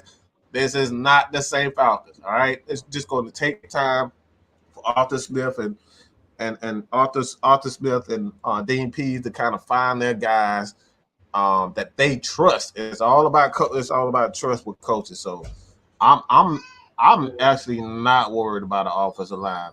The only thing I am worried about is protecting Mike Ryan when they send those 6-7 blitzes. Can he get down before he actually get hit by those guys? So that's the only thing I'm worried about. One thing I was gonna add to that, Mike, that was a great point. We just got our asses kicked in the trenches last week. Yeah, really. You don't think they ready to kick somebody else's ass this week? We was just talking about that, bro. We was just talking about that. They are gonna come out and be nasty this week, bro. I just have a feeling about it. Like you said, Mayfield and McGrady, they don't care about nobody. If you're not on the Falcons team, they don't care about you. You're not gonna they not helping nobody up. If you get pancake, I'm in your face. You got pancake. Next play. You forgot one person. One other person. He's not a lineman, but he will knock your ass out though. Lee Smith. I know you talking about. Yeah. Lee Smith ain't about the BS. That's a big dude. That dude like 6'8". He like Levine Tololo side. That's a big old dude. Actually physical. Right. Very physical. Mm-hmm. Yeah. And don't forget Keith Smith too. We got some dogs on this team, you know. Keith Smith ain't about the BS either. Every time you see a damn kick return, I always tell my stepson. Every time we see a kick return, number 40 always around the ball. That dude stay on the ball, man. Just the only thing is we can't feature him in the passing game. Just don't feature the passing game. Just let him run and just knock the hell out of somebody, and that's all. That's the job, bro. He ain't dropped the pass yet though. But a broken clock is right twice a day, man. Yo, I'm telling you, man. You have an excellent point. That's why I can't buy into these sites like Pro Football Focus because they had us. They got Jalen Mayfield ranked like 38% on pass. I mean, we got our just like what Twister said. We got our ass kicked in the trenches. So you're not going to be ranked high. You know, even our most consistent offensive lineman, Jake Matthews, ranked low according to Pro Football Focus. I don't even know how they measure their things. I don't know. They don't even know. They already came out and said they don't know. They still tinkering with the system. That's what they said. They said it with their own system. They don't know. So how you gonna trust that madness? One thing they can't say though, before last week, we gave up 2 sacks in 4 straight weeks. In 4 weeks, we only gave up 2 sacks. So and it took them sending the house to get them. Yeah, and it took them to send the house in order to get pressure. You have to send the house. Now, again, that falls on our wide receivers to be able to get open. So we might have to use more motion, or we're just going to have to start featuring our tight ends. You know, just start featuring Hayden Hurst and start featuring Kyle Pitts because those guys can get open. Tajay Sharp is going to be Tajay Sanu. Just let them come in there, run that slant, get the first down, get us off the field. Okay? That's it. That's it. But start running a lot more 12 personnel and just absolutely bludgeon these dudes. That's it. And that's what I'm saying. Do not get into no pissing contest with the New Orleans Saints because just like what Mike said, he said that yes, they think that this is the same. It's the same old Falcons, and it's not just the Saints that think that. It's the entire league that thinks that. It's ESPN that thinks that. It's people undisputed that thinks that. You know that it's still the same old Falcons. And yes, at one point, and I'm going to refer to it as the Braves. The Braves were 44-44 at the All-Star break. Yeah. Yeah, we were a lot of games off before the All-Star break, and Matt Ryan stated that in his press conference. You know that the Braves, you can take a lot from them because they started off bad, but after the trade Mm-hmm. deadline, they was able to come back and be able to gain momentum and get wins. That's what it's all about. A league is about momentum. If you're able to gather up 2 wins, whether it's a tough game or a good game by the offense, you're gonna still feel more comfortable going into next week. Those 3 weeks we won those games when we were 3-1, we were confident in ourselves. Should have been 4-0. We were confident in ourselves. You could tell when that Calvin Ridley situation happened. It kind of left like a sour taste for the team. You know what I mean? That's a captain of their team. So when somebody else is down, you're meant to pick them up. But sometimes it don't go that way. The Panthers had a great game plan, and we had to make adjustments, and we didn't do the adjustments properly compared to what we were gonna do Saturday night to Sunday morning from finding the news out. This week we know Calvin Ridley's not playing. We gotta take that into content. Arthur Smith is not going to go out there with the same game plan knowing he doesn't have Calvin Ridley. He's going to do that Miami Dolphins game plan, how he had Kyle Pitts in the fold early, Cordell Patterson in the fold early. Don't go away from the hot hand. If you feel this is working, continue to do that. But one thing that the Pro Focus is not mentioning, ESPN is not mentioning, we're top 5, top 7 in third downs. That means something. They're sending those blitzes on third down majority of those times anyway. So imagine when we're up, because when you're able to stay above the sticks, when you're able to keep it in 3rd and 5, 3rd and 4 range, it's much easier to pick up downs. When you're 3rd and 7, 3rd and 8, it takes more time for developing these routes for these receivers, and we don't have those receivers like that for those 3rd and 10 type plays, 3rd and 15 type. You cannot have penalties. You cannot have none of that. It has to be a perfect game when you're coming off a game like that. So I expect them to bring that energy. I expect them to not make mistakes, especially in New Orleans, because they're going to call them flags. I'm telling you that now. They cheat in New Orleans. We all know that. The water's dirty. They angry. The fans be angry because Katrina still. So they going to call fouls for them boys. One thing Mike ain't mentioned, I don't know why you ain't mentioned this yet, Mike. Our boy is getting a lot more roughing the passer calls. People been going at his head, bro. They been coming at his head, literally. Helmet. Don't touch his shoulder pads. He's getting that call. I actually contribute that to Arthur Smith. Arthur Smith been in these refs' face. They've been calling some straight up bullshit, and like they haven't been calling things. So I contribute that to Arthur Smith being in these refs' face. That's one thing that we know that I absolutely hated about Dan Quinn, is that he was like, oh, we just gonna let the refs do their job. We can't sit up here and complain about it. No, the fuck you no, what you mean? You gotta make sure these guys do their job the right way. You gotta apply pressure.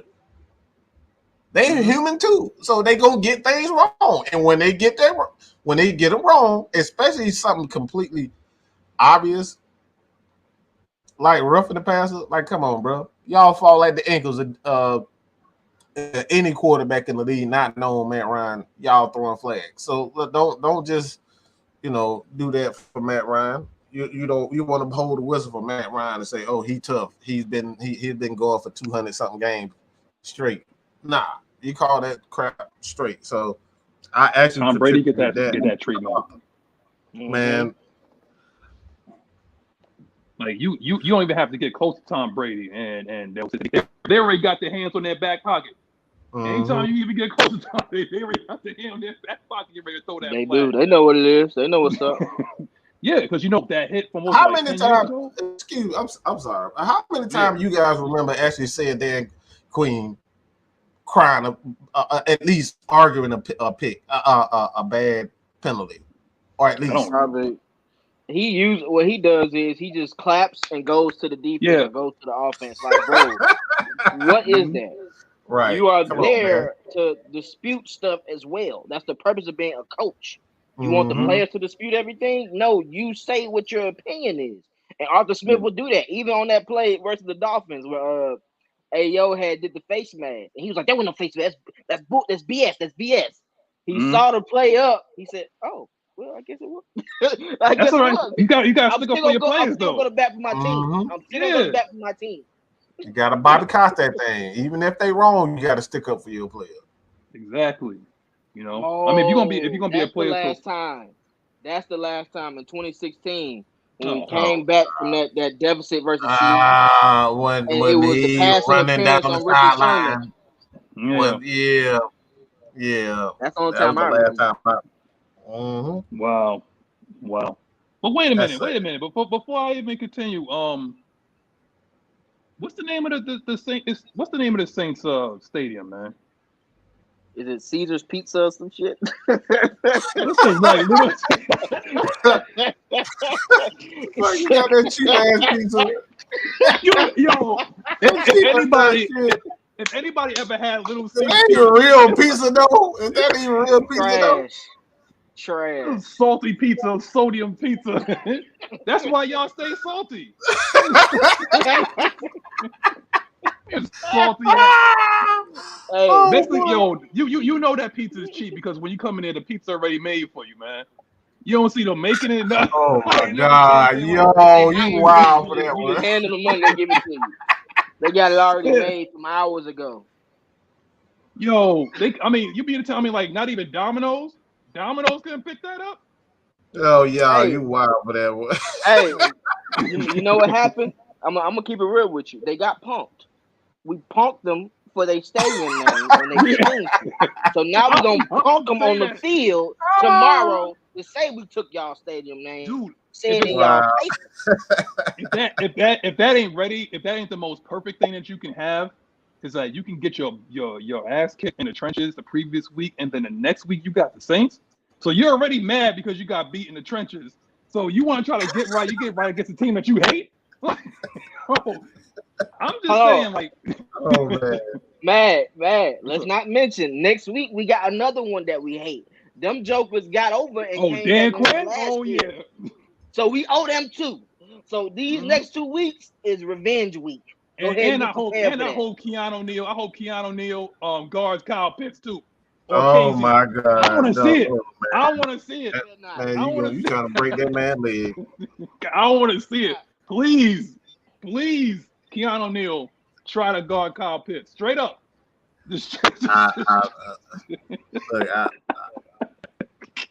You may be looking for a torn ACL or something.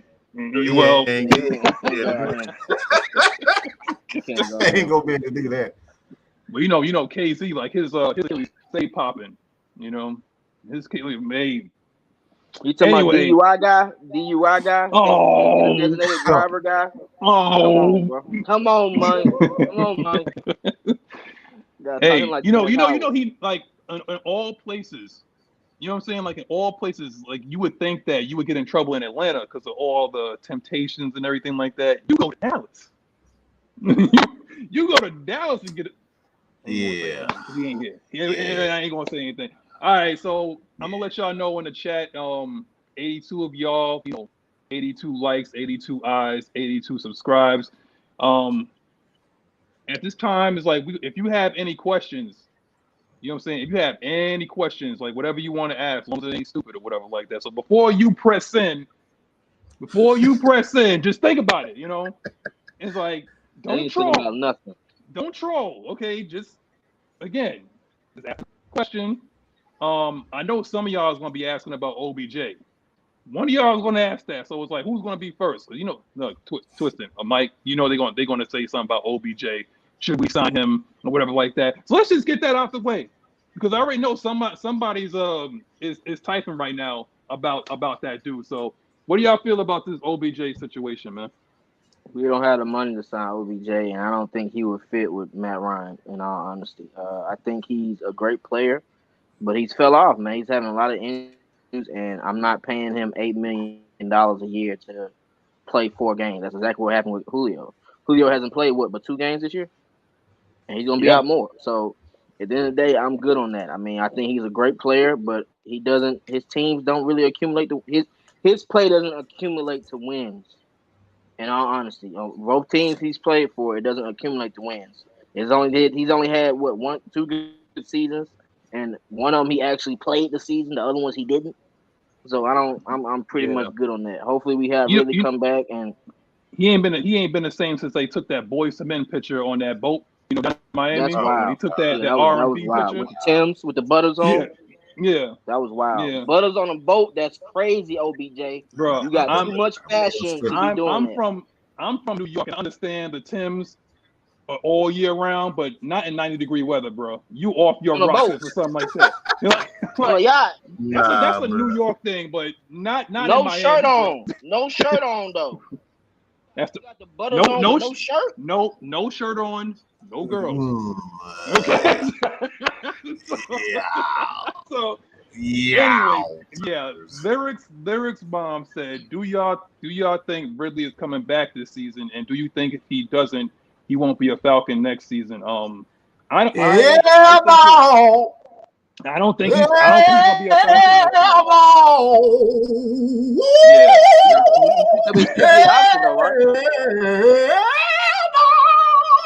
Hell no! That's my thing, right? That's my song. All right, that's the song that y'all can play to everybody else. When you ask that question, you can screen record that mug and send it to everybody you know. Hell no, he is done in Atlanta. You heard it from me first. His ass is not coming back. They cannot count on him. It's all about trust in this organization.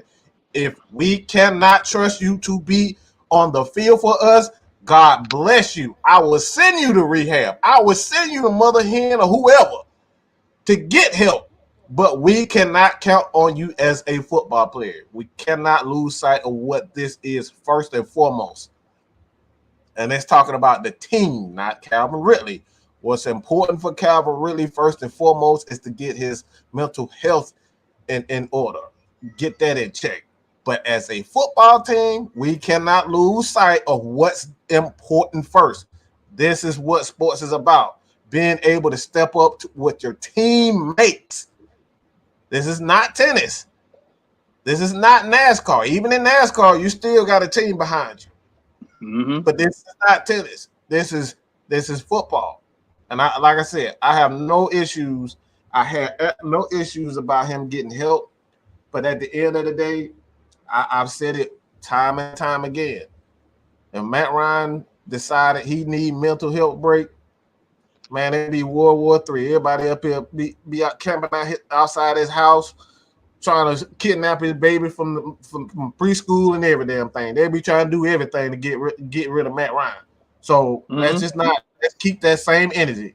Let's keep that same energy. If it was Matt Ryan, if it was anybody else, everybody would be super pissed. So let's just keep it 100. At the end of the day, I love Calvin Ridley for what he's doing and is getting help.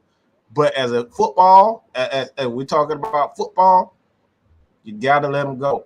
Ain't no way you can keep him. Absolutely zero way you can keep him around.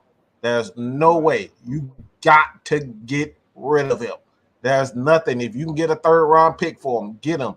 His value at this point in time in his career is done. Unless we got a stupid team that wants to just take a risk on him, maybe you'll get a second. And that's a maybe.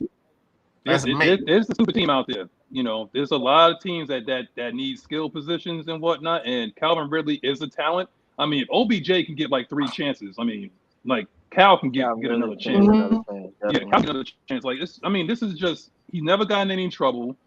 The guy is a talented receiver. There's going to be a team that's going to want him. You know, I mean, this is not like, you know, like Michael Thomas, where he's like pretty much good for like one like that, and pretty much it's looking like one of the worst contracts that the Saints ever, you know, like ever put out for them. But don't sleep on that part though. If they let Michael Thomas go, don't sleep on him maybe coming to work in this offense because he fits this offense better than Calvin really does. See, why do you say that? It's true. You man, I don't want no. I can't stand your ass. I can't stand your ass for saying that. Oh man, listen. This is why I'm saying it. We don't like the Saints organization no more. Most players, when they envy an organization, they go to where? Rivalry teams. so they can play him twice a year and embarrass him.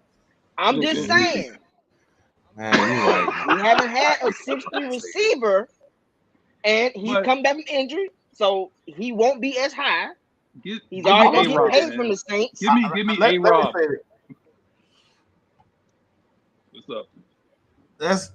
Let me just go. We hit the rewind button a little bit. As far as OBJ, I'm just gonna be real. This is probably the best place for Odell. Atlanta's probably the best place for Odell because we know Arthur Smith ain't about that bullshit. Neither is Matt Ryan, and neither is Grady Jarrett. Or Matt ain't about that bullshit. You gonna run the routes the way Matt wants you to run them. Matt, everybody know Matt don't play with them routes. You gonna run them routes. Matt gonna make you run them routes, and you gonna shut your ass up and catch the damn ball. And he's gonna become a star under Matt Ryan. Everybody know any wide receiver that even get close to Matt Ryan is gonna turn into a star. So this is probably the best place for him. But like T said, we ain't got no damn money unless he want to take a massive hit and restructure his deal.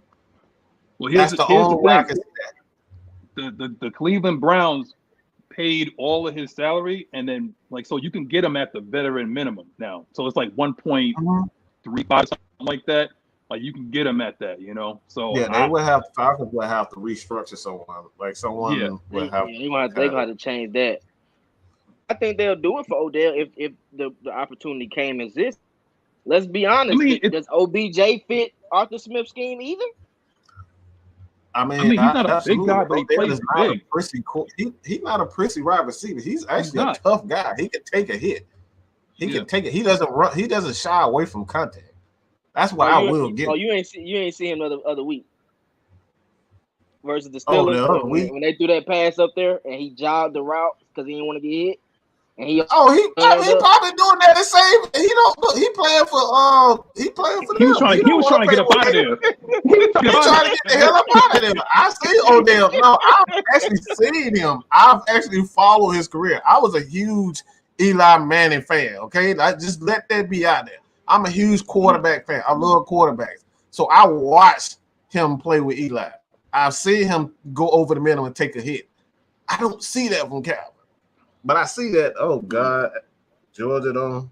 What the hell? My bad. Oh, my bad. But yeah. I mean, he could take a slant and take it 80. He can. Yeah, any time. Like, he can. And he like on a 9 route, he can go up and get it. Like I haven't seen Rid do that. I don't know if he ain't got the vertical for it or whatever like that, but OBJ can go up and get that thing, and he wants to be the alpha.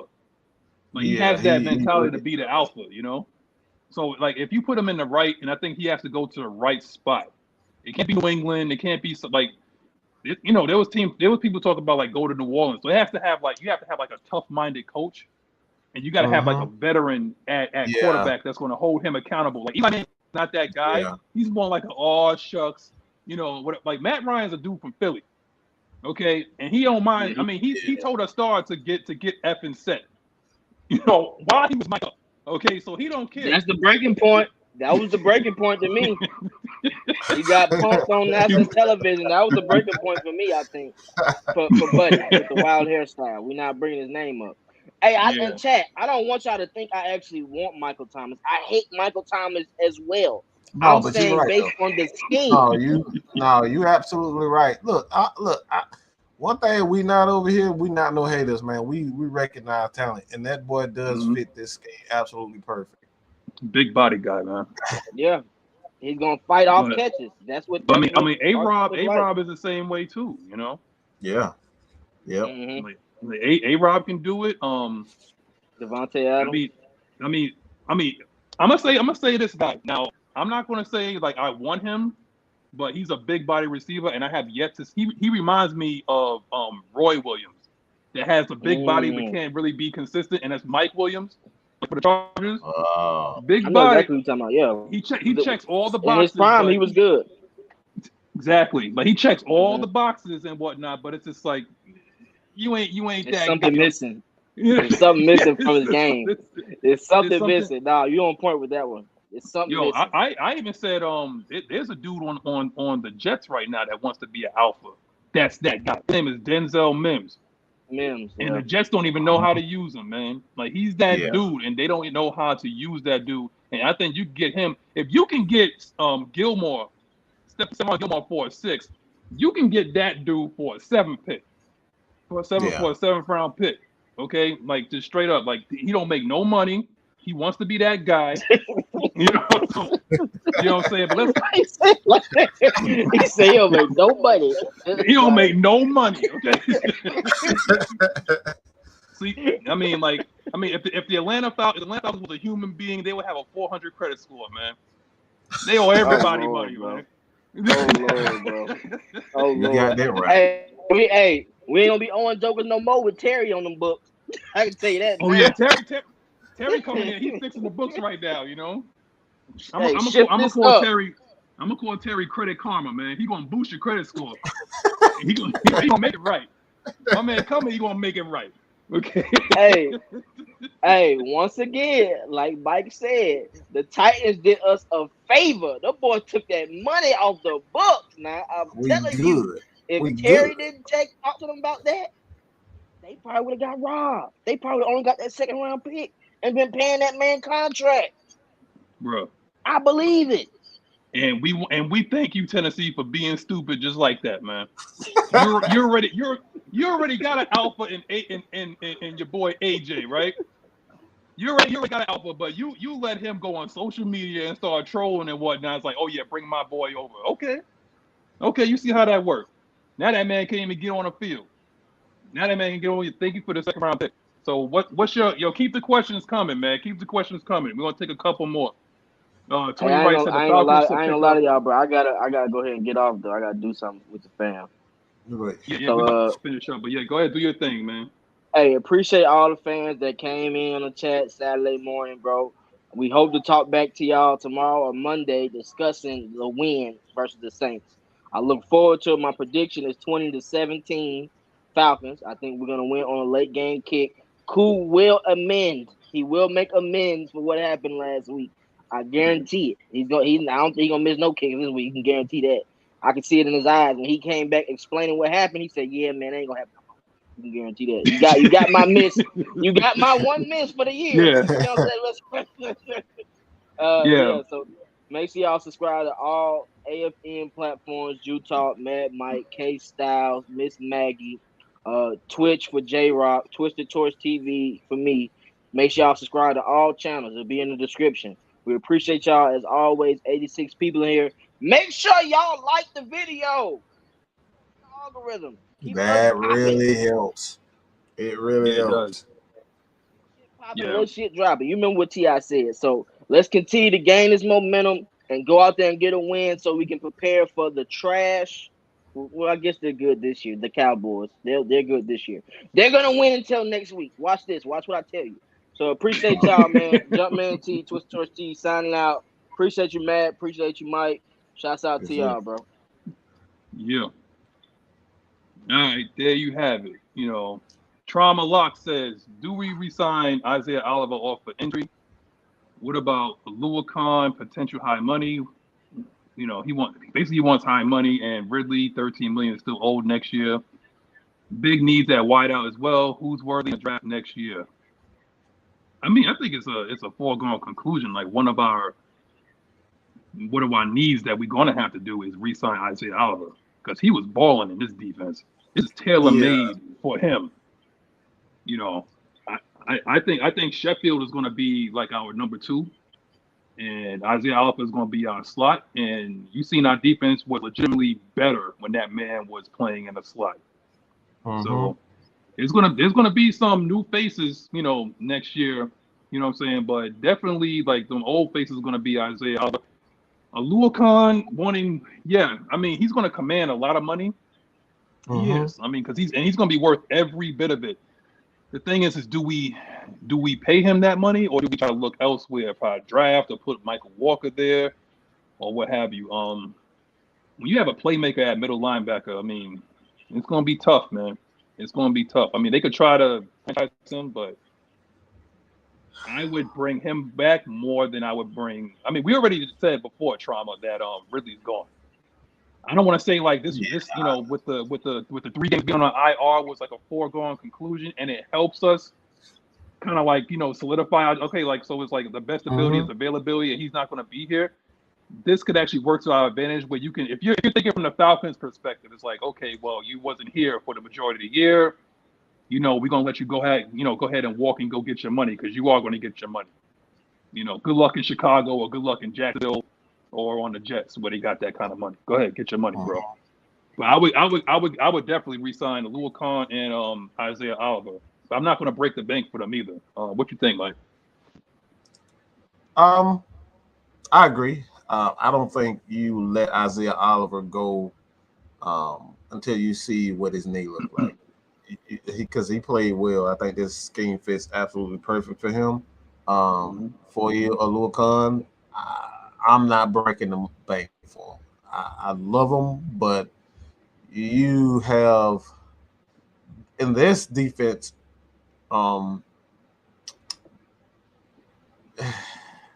you already have a Deion Jones, and Deion Jones can do everything. So you just need Fourier to be a great tackler. That's pretty much it. Anything else he gives you is an extra. You just need him to be, again, that glue guy. And I believe that Michael Walker can be that glue guy. He's just learning. He's young. I think he can be that.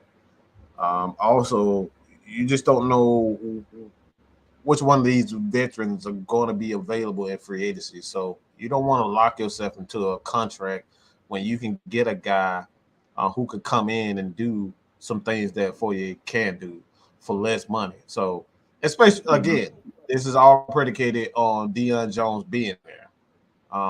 And when you have a guy like Deion Jones, you can take more risks at the linebacker position.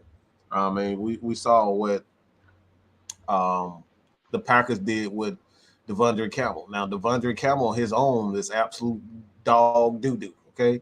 He's a solid tackler, but when he's surrounded by tools and make his job a lot easier, you see what the numbers he can put up. So this is exact same, formula with Deion Jones. You have the right pieces in place, you plug him in, and I just don't think you spend $40 million on another linebacker. That's true. I'm just not doing it. I love Fourier to death, but I'm looking for the first team that's willing to negotiate a new contract after I put a franchise tag on him. I'm not letting him just walk away, put a franchise tag on him, see what I can do, see if I can, see if he can, if you can't franchise tag him, just see if you can, just see what's up. But I'm not spending $30-40 million on 4-year Olakun, especially when you got Deion. That's just not a very wise. And I mean, it's not like he's, Ray Lewis or somebody. He's a very good linebacker. He is a Ed Hartwell before Ed Hartwell's knee injury. Yes. That's who he was. Yeah. A very solid linebacker that you can count on to do his job, but he's not a mega star, and that's what 4-year Olakun, and I'm just not paying $30 million for that. I can get 2-3 linebackers to do that, especially under Dean Pease, who's shown you that he can make players.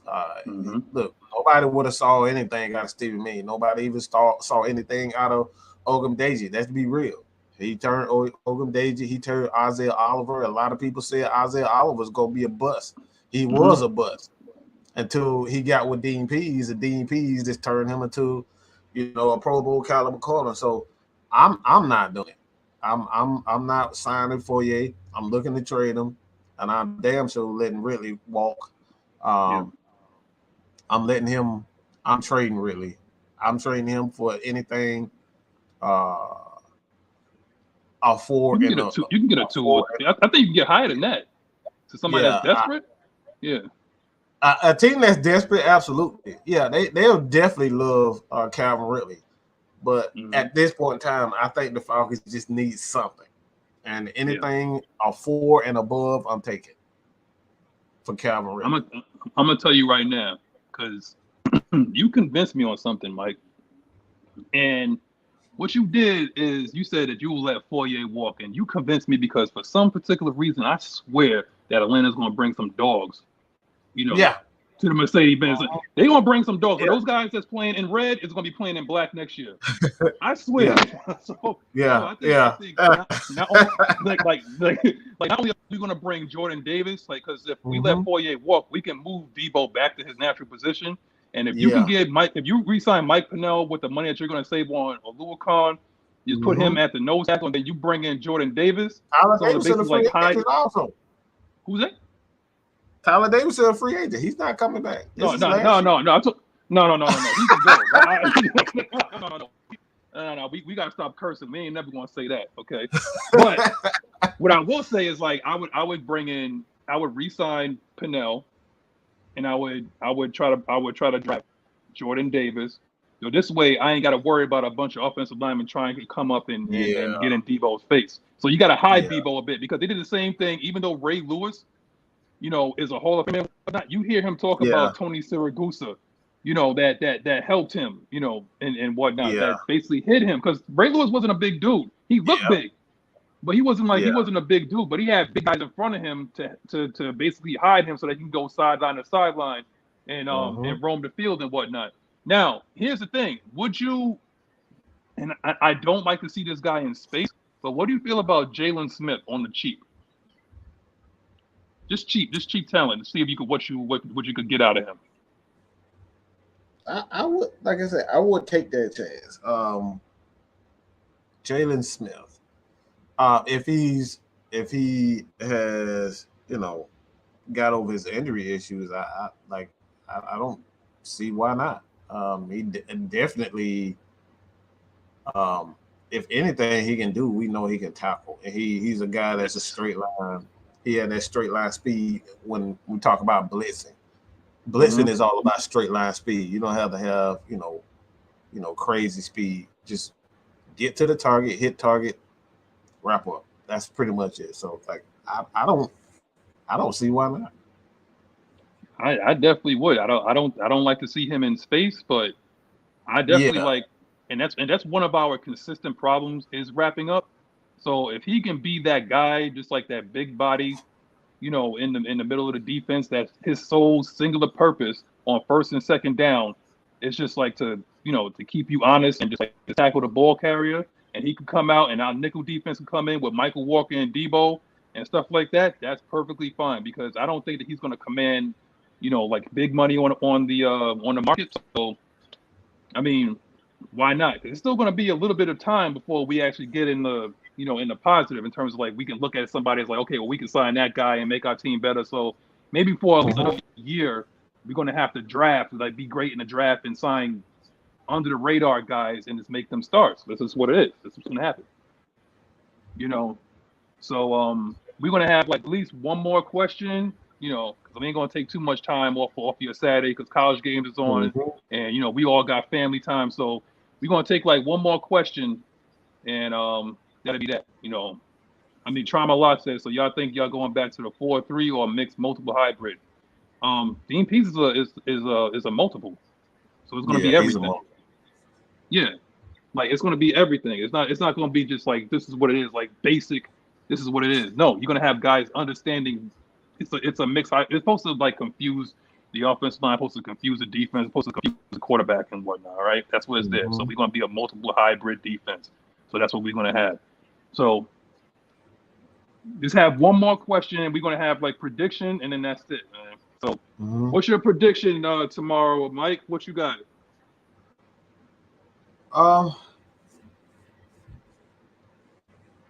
Like I stated earlier, y'all already know I'm terrible when it comes to predictions, but I think this is going to be a closer game than what the Saints are expecting. They're expecting that same Falcon defense, same Falcons offense that's not tough. They can run through them and just have fun. They're going to be, especially with a guy like Cordero Patterson, Mike Davis, Jalen Mayfield, those guys up front. Those guys are not with the BS. They love to fight. They love like Kevin Owens. Yeah, I love to fight. I love to fight. They love to fight. And you can see it in the offensive line. They love physicality. They love it. But like I said before, a lot of teams have been beating the Falcons one-on-one. A lot of teams just been sending the house. That's what it started with Miami when they dared the Falcons to get open, the receivers to get open, and they figured out that they couldn't get open, so they just started sending everybody. So it's not it isn't an issue with the O-line. It's more so the wide receivers. So I'm going to say this game is going to be like 24-21. I don't know. I'm not going to say who's going to win, but I think that's going to be the score. And I think it's going to be for our, Saints and Falcons standards, 24-21 is a low scoring game. Yeah, it is. for this standard, for this type of right, NFL, right. Somebody putting up 30. Yeah, but so I'm thinking it's our games are rarely. I don't want to say rarely, but you already know it's going to come down to a field goal, or it's going to come down to the most minuscule. Whoever makes the least amount of mistakes, who doesn't get flagged the most, stuff like that. We already know. The margin for error in these games are small. Now, it may not be bedtime for the Falcons season, but it's getting dark real quick. Okay, so what we need to do is we got to come out there and we got to hit these dudes in the mouth. Oh wow, Jock Peterson at the Georgia Bull. What the hell are you doing at the Georgia Bulldog game, Jock Peterson? My bad. That dude literally Jock damn Peterson. What the hell are you doing at the Bulldogs? That just took me all. Yo, yeah, he felt like took me off guard. My bad. That took me. I wasn't ready for that. That entire team is gods in Atlanta. They ain't got to pay for no dinner for the rest of their lives, man. Nothing, bro. They got to pay for nothing. Nothing. Yeah, I was caught off guard by that one. I wasn't ready for that. I got for our last prediction, for my prediction, I got 2017 Atlanta, Younghoe Koo, last second field goal puts us over the top. He redeems himself. Kyle Pitts redeems himself. And we're a heavy dose of CP, Mike Davis, and maybe Wayne Gallman. Like really, I mean, like Arthur Smith is that kind of guy. Even though Coach Troll on the other sideline, you know what I'm saying? Like he could be that. Arthur Smith would do that too. And he's like, okay, you want to run the ball? You want to make this ugly? This is my wheelhouse. He'll do it. So yes, he would. Yes, he would. He would do it. Like we now may have a heavy dose of what he is, but for what I've seen from his play calling, that dude petty as hell too. Yes, yes, he Arthur is. Smith is petty white, man. That's what his name is, man. So again, 2017, Younghoe Koo, late second, maybe 45 yard field goal to make you sweat a lot, because Atlanta lets you sweat a lot, man.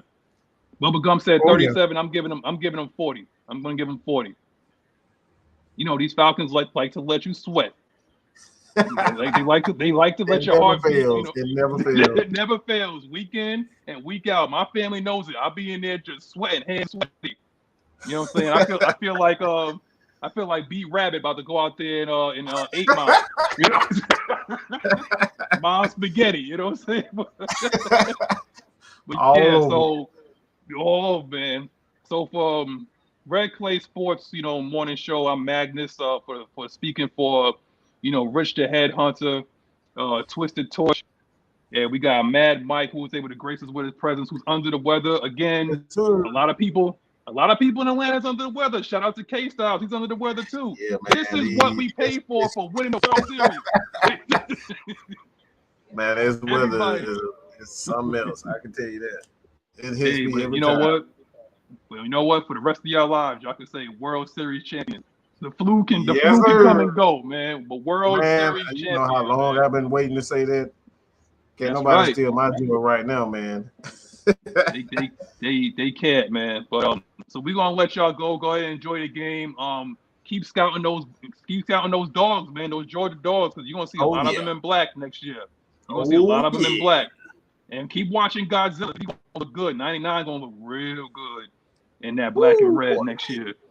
All right, so you know, it's gonna say like, you know, appreciate y'all waking up with us, you know, early in the morning all the time, but yes, sir. Yo, we out. Trauma Locks. Yes, I'm from New York. Yo, you funny dude, man. All right, guys. Talk to y'all later.